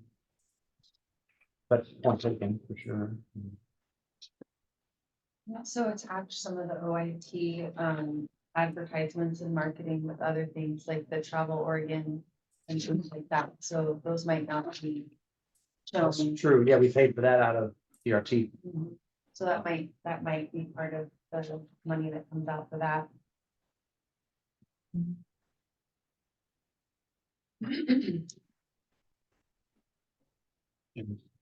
Here. No, you, okay. Oh, sorry, Council Kane. I just wanted to ask a clarifying question for adopted year 23-24. it shows a $45,000 grant on line 12. And then number one, was that used and spent already? And then number two, are we expecting another grant? And has it been like authorized that we got it? What is this? Just what was left. We haven't noticed. Line 12. That's a reimbursement grant. Sorry, what? Were you talking about line 12? Yeah, Yeah, so the 40,000, that's a reimbursement grant, and we have a letter to proceed, so that means once we start expending money, we will be getting that back once we submit the money spent, uh-huh. and that will happen in the next fiscal year. Now, the 45 was, I'm gonna assume was, an estimate on that grant. I don't remember, it should have been 40, to be honest with you, I mean, that's what the grant always was 40, I don't have an answer for you with 45. Other than that, it's the same grant, it's just being carried over to next year. And it's Just a something, heads up. Sorry. Just a heads up on, when I redid this using the supplemental budgets, I split that 45 into the two amounts that came through. One was for 5,000 for the CIS grant, and one was for 40,000 for the grant for the trestle bridge. So in the revised budget, those two amounts are split to show where they're really coming from, and they're from the supplemental budgets. They're both going to the trestle bridge? Okay, No, apparently, no, one of them, CIS grant, you said? Yeah. 5, yes. Yes, yes. That would ask Jane, is that one of his grants? okay. What's the CIX grant? New roof on the OIP building. Oh, the metal roof. Yep. Okay. Okay, so we have spent at least 5. Did we spend the other 40 already We haven't spent any of the 40 yet. from the 23-24 that we got? Right. So then would we be planning on spending 80 this year if possible? I don't think you got the 40 last year. 40. I don't think if it's a reimbursement grant, then it was never. We never received the money. Because we didn't spend it, but if, Right. because we were granted the money, if we were to spend it now, could we get reimbursed, or is that now gone because we didn't spend it that year? If we spend it tomorrow and. Yeah. Yeah, we could get. Or spend it, Years, spend it after July 1, we have both options, yeah, then we would get reimbursed. yes, For 80. Okay, no. That's, you're asking if it's 80. 40. so you're misunderstanding. So 40 is in 23-24 that we were granted. And you're saying now there's another 40 that we're gonna get granted in 24-25? Same 40. Just transfers over from one year to the other. So no, we did not get another 40 because we changed from one fiscal year to another. It's still the Because same grant. We have, Because we didn't spend it. yeah, Hey, Dawn? Yeah. I couldn't really hear Rick's answer. Did he say that there's not another 40,000 coming this year? That's right. Okay.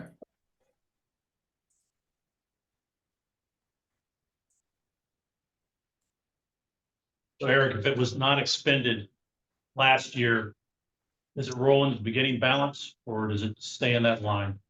No, it'll roll into the beginning balance, but we shouldn't try to show that we didn't spend it by putting it as another line, adding the 40,000 to the grant line. So Remember it.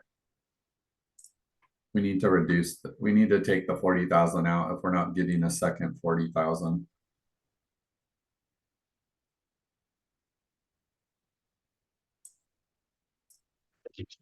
Well, I think everything needs to stay the way it is.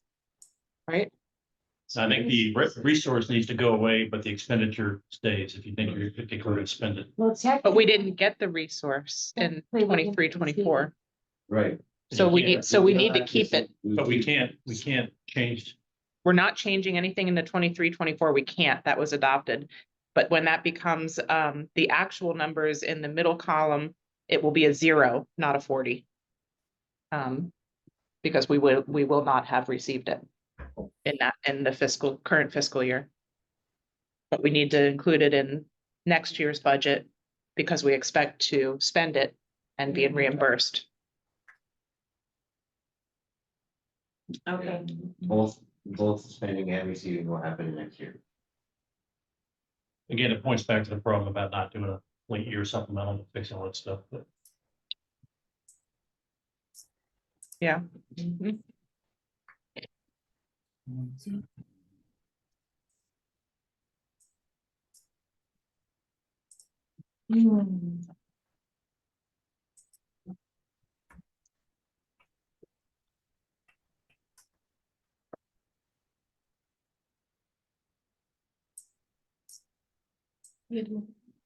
Any other questions? For that fund? We're going to go to 30. So on page 30, there is an error, and the error then extends also to so line 5, where it says water transfer in from wastewater fund should be $10,000, and that should go to page 35, line 79. So those are both missing. And then that would make the total resources $50,000. And if you see the plan out sheet that I handed out earlier, what I was continuing to do, where it does have the call out for the $10,000 out of wastewater for the vehicles. And Eric knows about this? Okay, cool. And where are we changing the requirements? Line 5. I'm sorry, no, requirements would be line 15 would go to $30,000. Okay. The wastewater plant pumps are already taken care of. We'll get to those. That's on page 35. Those are the changes needed to be made for the LV11 was at $10,000 in line 5, change line 10 to 50,000. New vehicle fund on line 15 to 30, and then the full would be 50.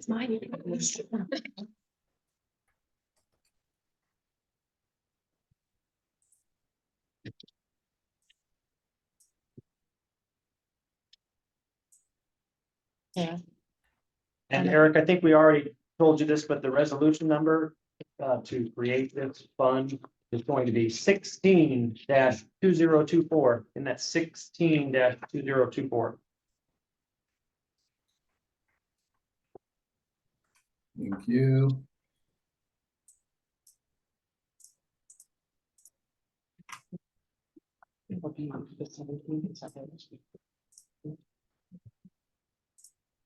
Yes, and the date for that is going to be June 17th.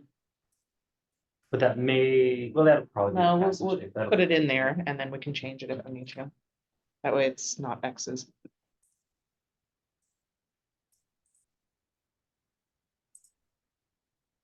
That'll be the same date for the WAC Capital Reserve Fund that we created earlier today.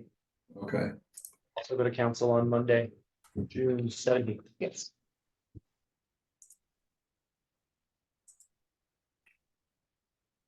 Anyone? Very good. Counselor. I noticed that the water service charge, went down for this proposed budget, but then we're doing a 3.6% increase for our water bill, so I think that number should go up, right?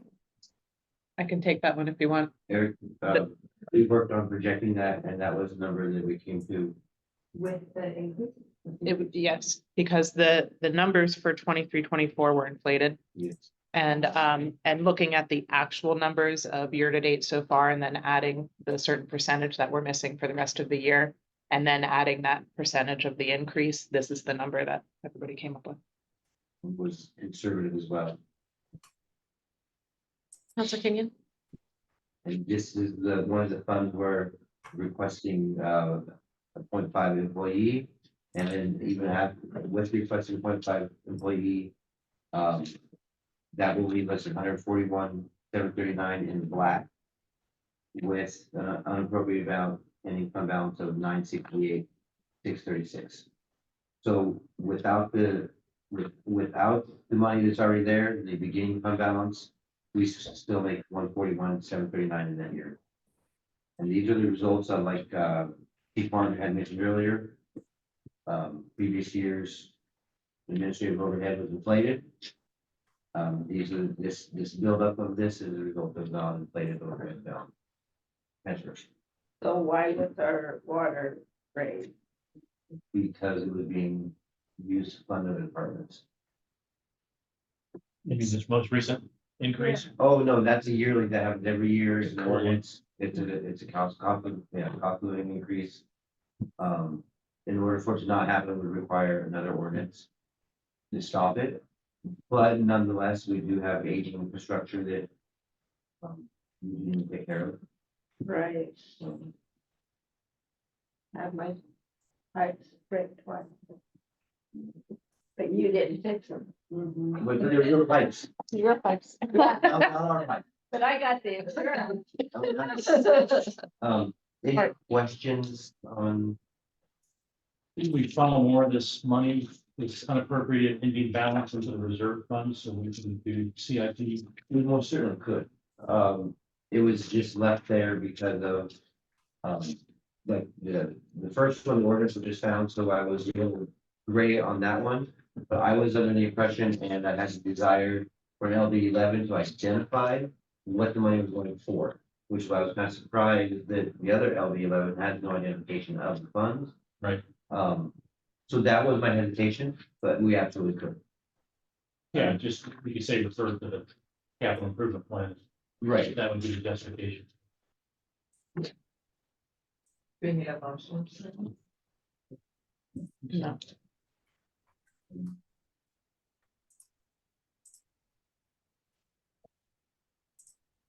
So you're not proposing any changes right now? Now leave it up to the staff to figure out how they can put that money into the reserve fund and how much they need to put into the reserve fund, depending on what their capital improvement program looks like. Well, wouldn't we need to make a note of that if we're gonna approve this budget to know what's gonna be? I don't want them this budget, they can do it next year, I mean. they Oh. don't believe Yeah, you have approved capital improvement program. What's that? You don't even have a, No, and Right. a good capital improvement program at our staffing rate can be 6 months. yeah, So so a 6 month job. We're almost. Counselor Kenyon. So a couple questions. One is, I haven't looked ahead at the wastewater, but is the intention here to create one full-time person and take half of it out of water and half out of wastewater? That's correct. Okay.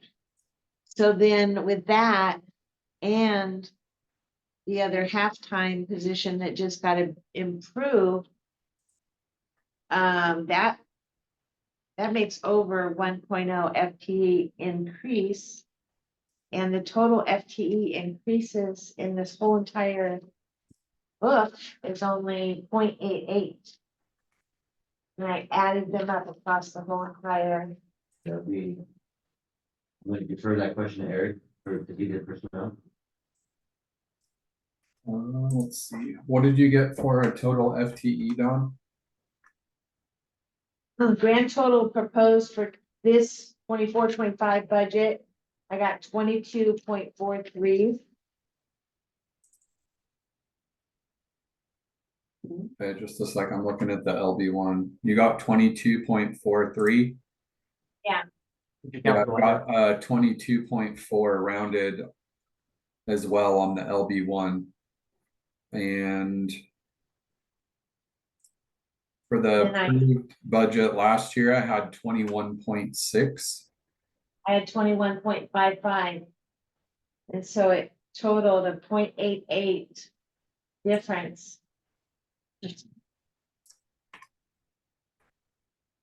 What you got?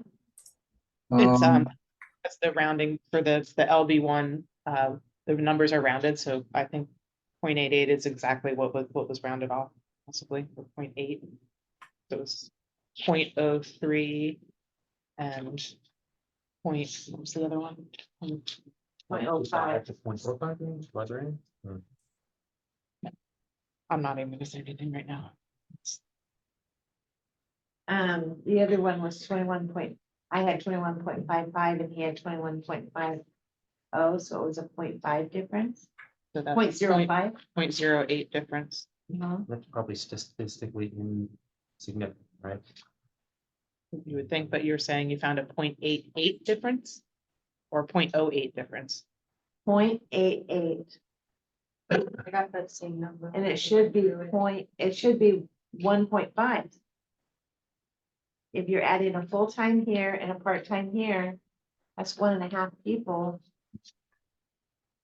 And then the librarian was what? Library went from 0.25 to 0.45, so it added 0.2. Oh, you know what? I did not have that information when I did these calculations. So 0.2 would round it up to 1.0, but we're still missing a half. Still missing 0.5.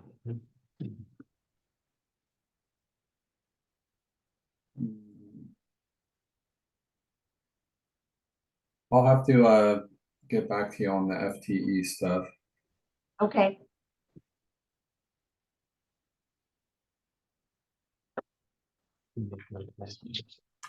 No. So well, I can say that the difference between these two is 0.88. So there's the 0.88. I'm not sure. The difference between these two is 0.88. Well, we can figure that out. 22.43 minus 21.55 equals 0.88. Right, that's what I was saying.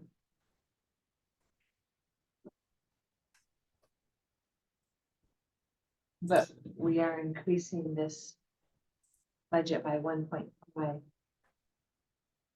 So I think that the most important thing for the FTEs is the LD1, which we need to publish tomorrow morning.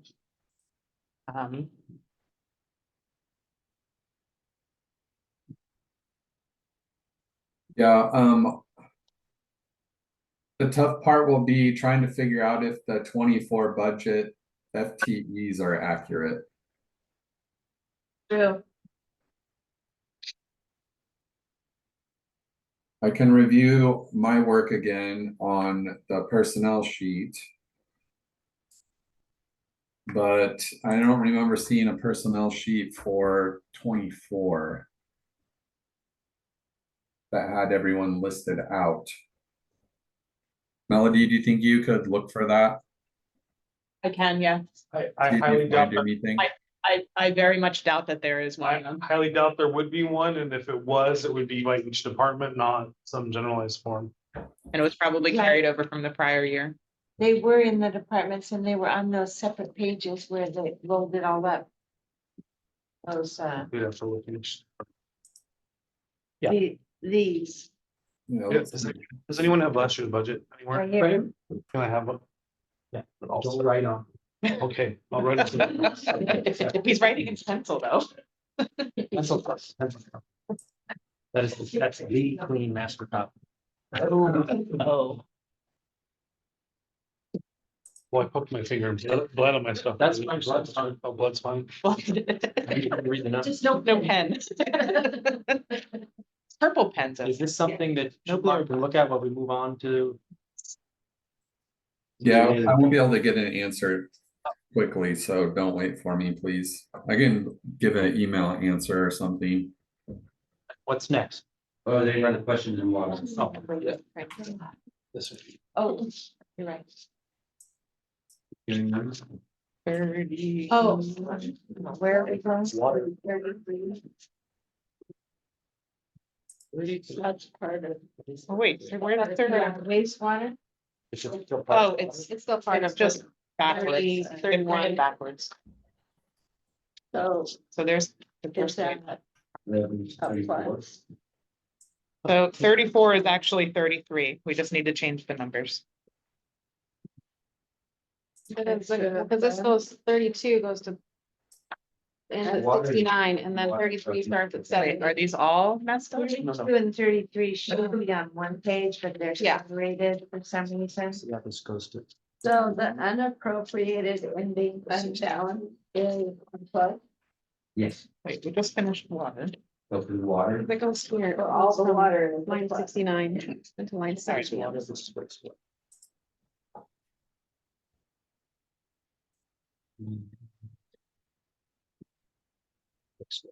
So 34 wastewater, right? 34 wastewater. And then, just like water, 34 wastewater, we're requesting a 0.5 FTE to bring the whole one body into the shop and in the field. As Mayor had asked, we were about we got some capital outlay projects in here. They're both under plant improvements. One of them is new UV light system. And the other is pumps. I do have the pumps in the LV11. But in all reality, there's no need for it. It is an item we know we need.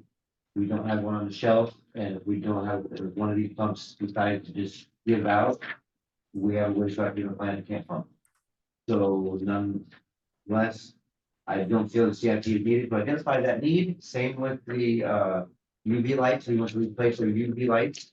We found out the ones the system we're using is obsolete and they're no longer servicing those. But they'll surely sell us new system. Of course. So that is the 290 in plant improvements in capital outlay. And then again, the correction on line 79 would be $10,000, which would bring all the respective numbers down by $10,000. We are still operating in the black. If you remove the 290 that I'm requesting for those two items, you're still in the black by 73,161 per year for the year. We still make that much.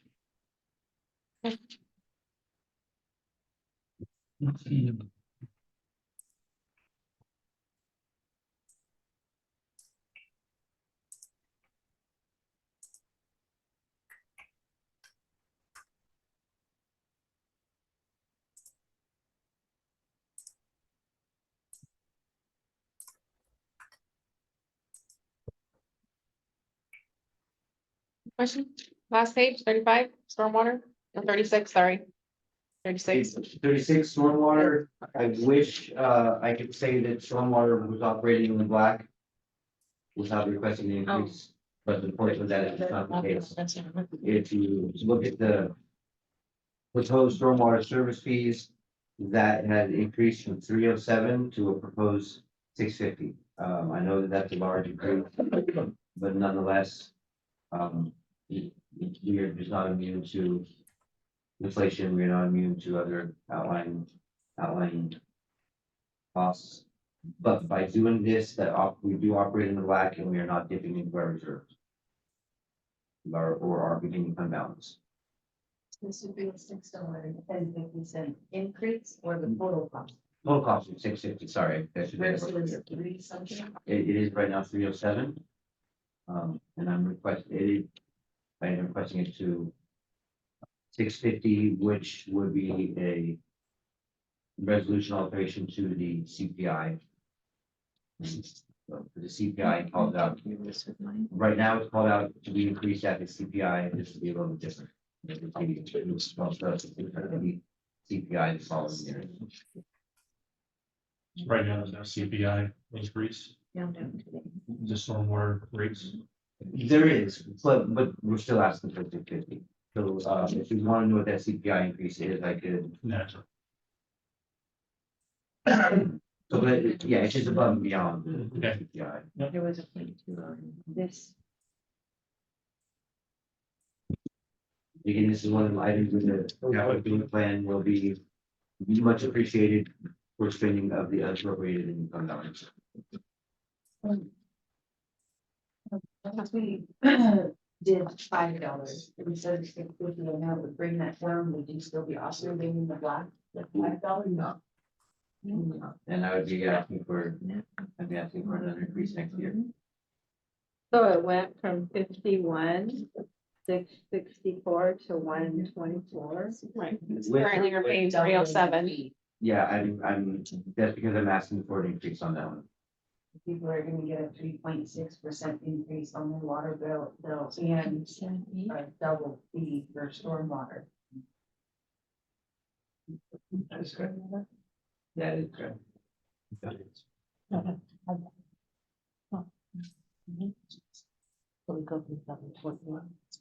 This is being promulgated through a resolution. It would be, I'm assuming it would be alteration to the resolution for the set up the CPI. Oh, so we would Above and need, beyond. so we would need an additional resolution on Monday? Or it could just be part of the Or fee would just schedule. be part of the, I The fee guess that's a schedule, good okay. question, or would Great. just be part of the Fee fee schedule. schedule. So that's a resolution. Yeah. Perfect, it's in the fee, yeah, Great. and then the fee schedule that we proposed already showed that. So, Yeah, it hasn't come to council yet, comes to council on that. So Eric, this is for you mostly, Eric. I get 21.65 for FTEs for last year. 21.65. Year 23, 24. Yeah, I got on the LB one, I have 21.55. But it's possible I miskeyed one of those. So, we actually found a difference of 0.10 in the difference between the former year's printed budget and this year's budget with those numbers carried over. There was a misprint on this year's in the OIP. Page 28. The FTEs for 23-24 says 0.20, but according to the prior year's budget, it was 0.10.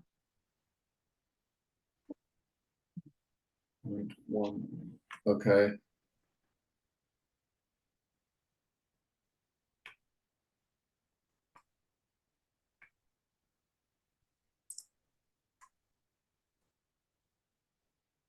I'm trying to pull up last year's budget and look at it.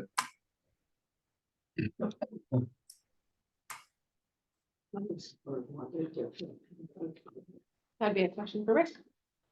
How is stormwater different from wastewater? stormwater leads to the rivers, wastewater leads to the treatment plant, and they're not connected in the same system. Right. So, it's rainwater, it's wastewater comes out of your house. Right. Stormwater comes out of the rain.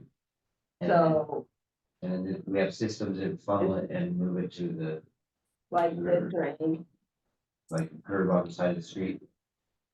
throughout the town, that's what which takes care of. I didn't catch that last part. The drain throughout the town, Yeah. that's what this takes care Yeah, of. that's correct. Okay, Yeah. And no, they're and not, the pipe and everything. and some bioswales and, couple other things.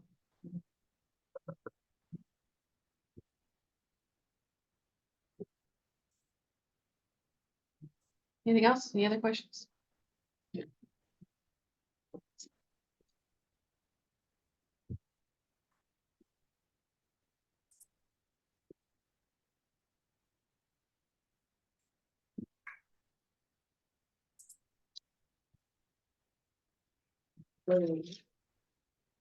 Nine 44. Nope.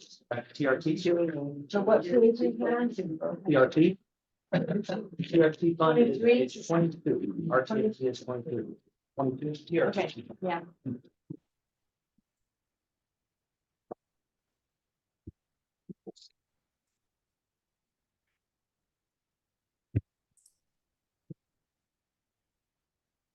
No question. Oh, I have a lot of questions. Right. Council opinion. First question would be, why is there no proposed beginning fund balance? Because there wasn't any. Move those funds down pretty good. No? All right, so then I would like to point out that the council made a motion and it passed to set aside $6,000 for block grants for this out of this fund.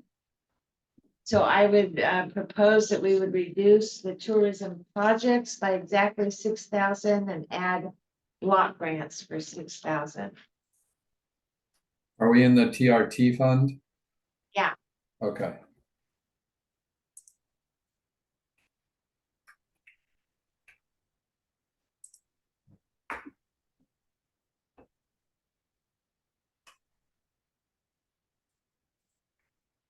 Did we put the 6,000 right below tourism projects then for PRT block?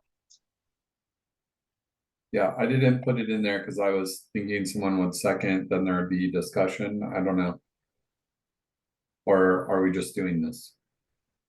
I think we're just doing this unless anyone disagrees. Yeah, because it's already a It's a council motion. decision. Oh, Sorry, gotcha. Council. Yeah. So block grant 6,000. Yeah.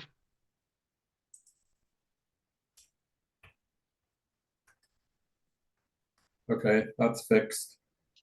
And we actually you don't have to reduce the tourism projects because there's more. Isn't that? No, if it's gonna stay balanced, keep it like this, because we don't know that increase is gonna continue. Isn't this the fund that had the increased No, that was RTMP. RTMP? Yeah. But we received approximately 21,000 a year, or what's more than that? Previous years, it's bounced around, so 21-22 was 24,953. We'd have to look at the audit to see what the actual numbers were for 22-23 because it was budgeted for 34. I don't know why it was budgeted so high for 23-24. A huge jump. Probably the beginning fund balance, but yeah, so we just got a Yep. check, we Yeah, just you're got a right. quarterly check for around 5,600, so. we're getting at least 21,000. TRT. So that one's inflated because the beginning fund balance, which shouldn't have been included. Huh? And the one previous. Oh, the previous. So we are reducing the tourism projects number. Well, we had that money. We spent it all this year. Yeah, but we will be spending the 21,000 that's coming in. I would assume we usually spend a lot of it. Oh, for sure, but I was just referring to the adopted budget 23-24 that we literally spent $70,000 each year. Beginning fund and Maybe. what we received, we think. If we That's just the do that, adopted budget, so. Yeah. Well, we'd have to look at that. Yeah, auditor's ready to go on No, 23-24 audit. Oh. Cool. That's awesome. So, does anyone else have anything on that one? That was all I had. 23.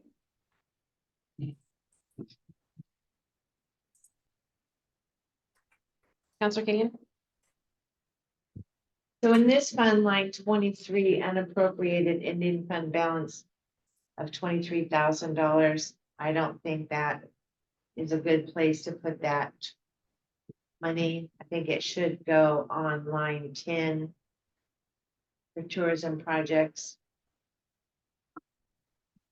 And the reason why is because unappropriated ending fund balances can't get spent.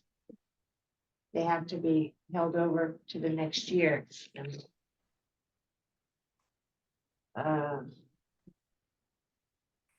What we do is spend this fund every year.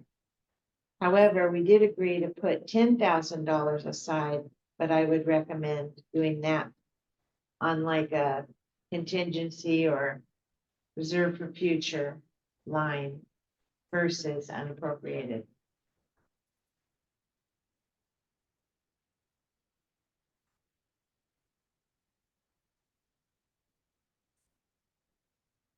So maybe 13,160 would get added to tourism.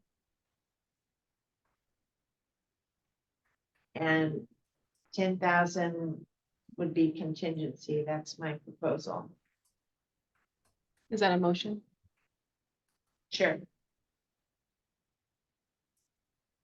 Would that 10,000 be in the unappropriated ending fund balance contingency line? No, it would be on the contingency line 21. I don't think we need a motion for making adjustments at this point.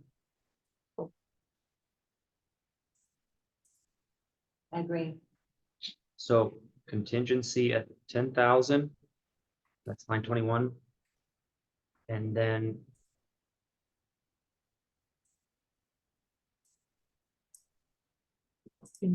that would be 25,666. 660. Okay. 25660.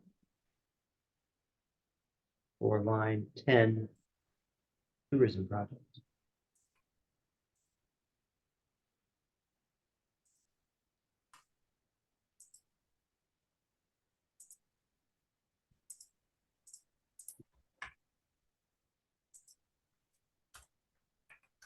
And again, I don't think that would need a motion because you're right, council did already Make a motion. make that motion to set that 10,000 aside, so. I think that council's desires on that. Yep. You catch that, Eric? Yep, got it.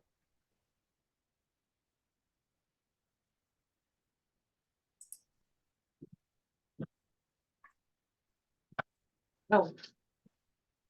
Counselor Kane.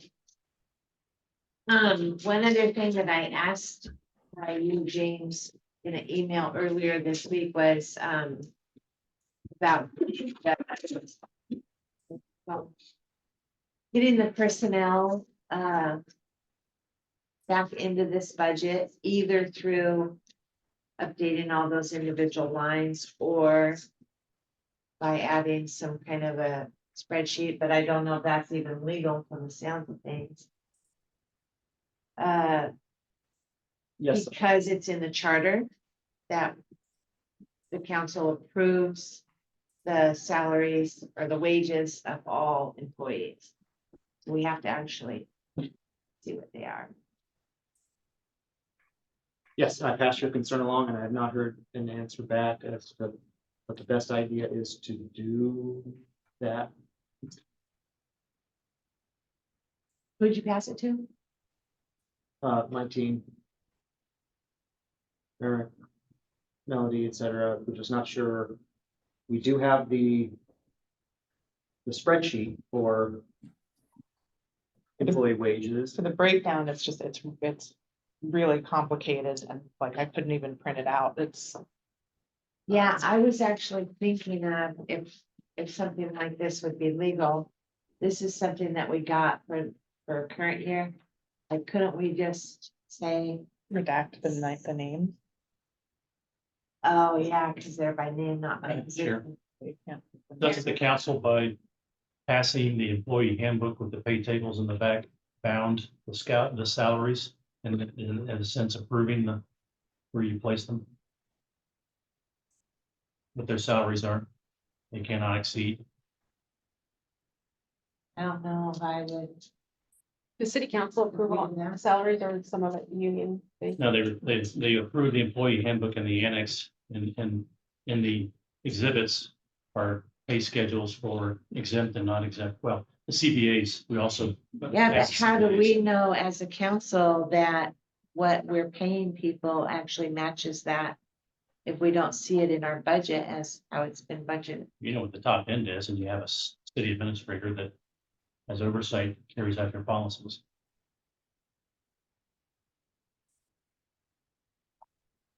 What kind of information do you want to see on the sheet, Don? Same thing that's been in the budget for the last 15 years. If you look on any prior year's budget in any fund that has employees, you will see a job title and a wage and like basically what's been done this year is all people are rolled up into one line with a dollar amount. We don't have. Break it down by like. What if it was like the job title and their salary. And then we had an FTE for each of the departments. For each job title. Yeah, in last year's budget, we have FTE numbers. But I'm not seeing specific job titles. No, that wasn't done last year. Okay. Yeah, last year They rolled we all into one. rolled it all onto those other pages. But it wasn't done before that either, because like patrol officers have always been. Yours grouped was the together. only fund that did it that way, and it was because everyone had the same job title. That's what you always told us. So in other funds where there's a administrator or a finance director or a whatever all the job titles are, they were separated out. Yeah, fire department did it on an additional sheet, like just an added sheet, not an LB anything, just No, fire department. itself. They were just given like employee numbers, right? It was like by their employee number and then their job title, and then it had the wages and PERS and health insurance, the breakdown. For the fire department, it That was, said like. that's separate. We're talking about the budget, not spreadsheet. Oh, I'm sorry. General fund, and it just says wages. And it is all bundled together in last year's. Right, it was done wrong last year, that's what I'm getting at. Well, actually, if you flip one page where you have the breakdown, what does that one say? That's materials and services. Oh, of course. Here, I'm gonna share And something. I don't know that it's right or wrong, it's just. Look at that, look what Eric is sharing. So in Candy, the way we did it was we had each department listed by with the job title, their FTE, how it's allocated. And then instead of having people's names there, we had the salary schedules after it. So like library supervisor it's showing you that it's in this range in step class, not the exact pay, not the exact step they're at, but where all the job titles are. So you could do something like that where you're referencing from here to these salary schedules, or you could do this, but then add people's, salary into here if you wanted to see it that way. As like another column. That would be good. This is something that could be done, but I can't see it being done in the next week. Is this something that needs to be done to get the budget going? It's 9:58. Final budget. It's not legally, the way it's written with the wages all together is fine legal wise. But if that's what council and or budget committee wants to see, then we would need to have it before next Monday. I'm talking about the charter, not the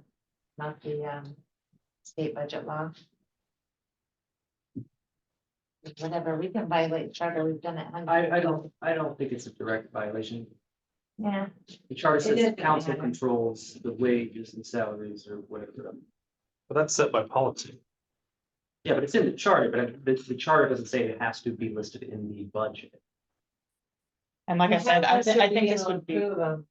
Is anyone gonna bring it to a meeting and say, does council want to approve this salary for this person, or? You're approving the top line person, virtually, yes, you are approving their salaries. And this would be good going forward to have as a reference, but I think it's a lot to put into the The budget. union employees, they approve that with collective bargaining agreements though, so if you did something to that, you'd be in violation of the law too. Yep. Let's have some motions then. All right, some proposed motions. Tag it. Yeah,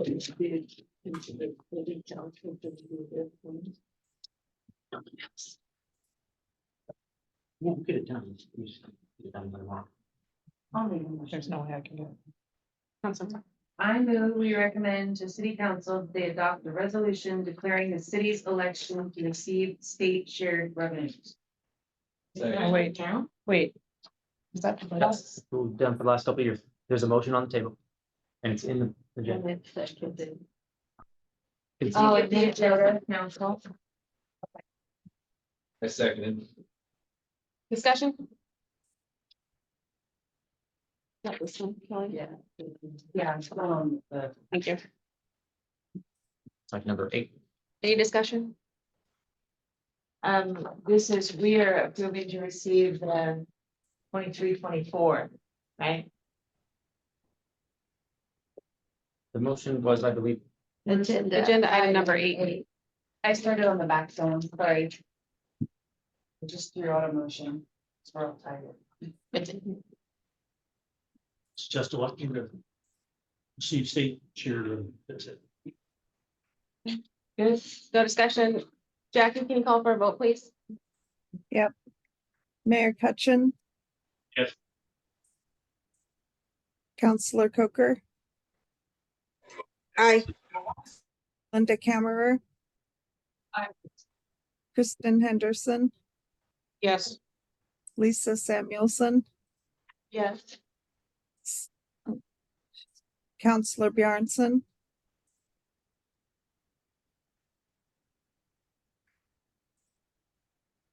Counselor Brewer, Aye.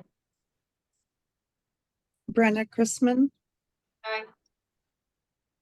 Counselor Tarman, Aye. Counselor Hollett, Aye. Counselor Kenyon. Aye. Okay.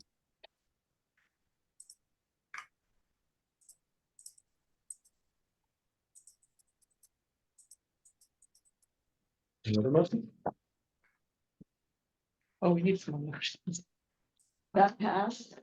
Yes. I Yes, move the budget committee approve the fiscal year 2024-2025 ad valorem property tax at the rate of $7,1996 per 1,000 of assessed value. I'm sorry, $7. I second that. Discussion?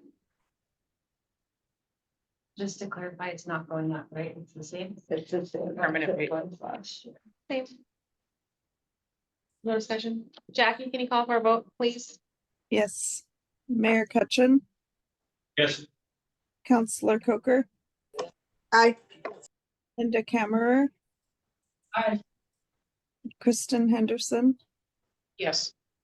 Lisa Samuelson, Yes.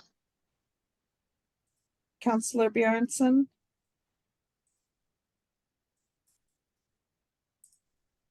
Counselor Brewer. Aye.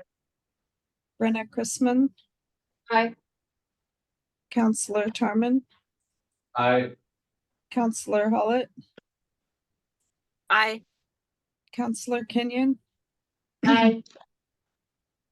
Okay. Motion passes. Sure. Mayor. I move we approve the city of Oak Ridge fiscal year 2024-2025 budget. Second. Discussion? And that's with the changes that we've discussed. Yes. Yes.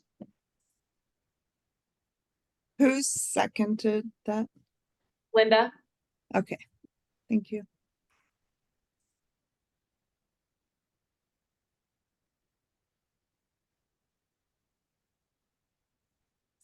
Discussion, okay. Jackie, can you call for a vote? Yes. Mayor Thank you. Cutchin, Yes. Counselor Coker, Aye. Linda Kammerer, Aye. Kristen Henderson, Pass. what'd you say? That's the same. I abstain. Lisa Samuelson, Yes. Counselor Brewer, Aye.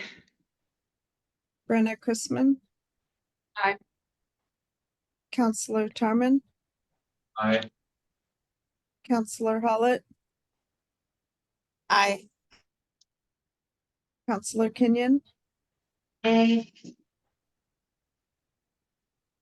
Okay.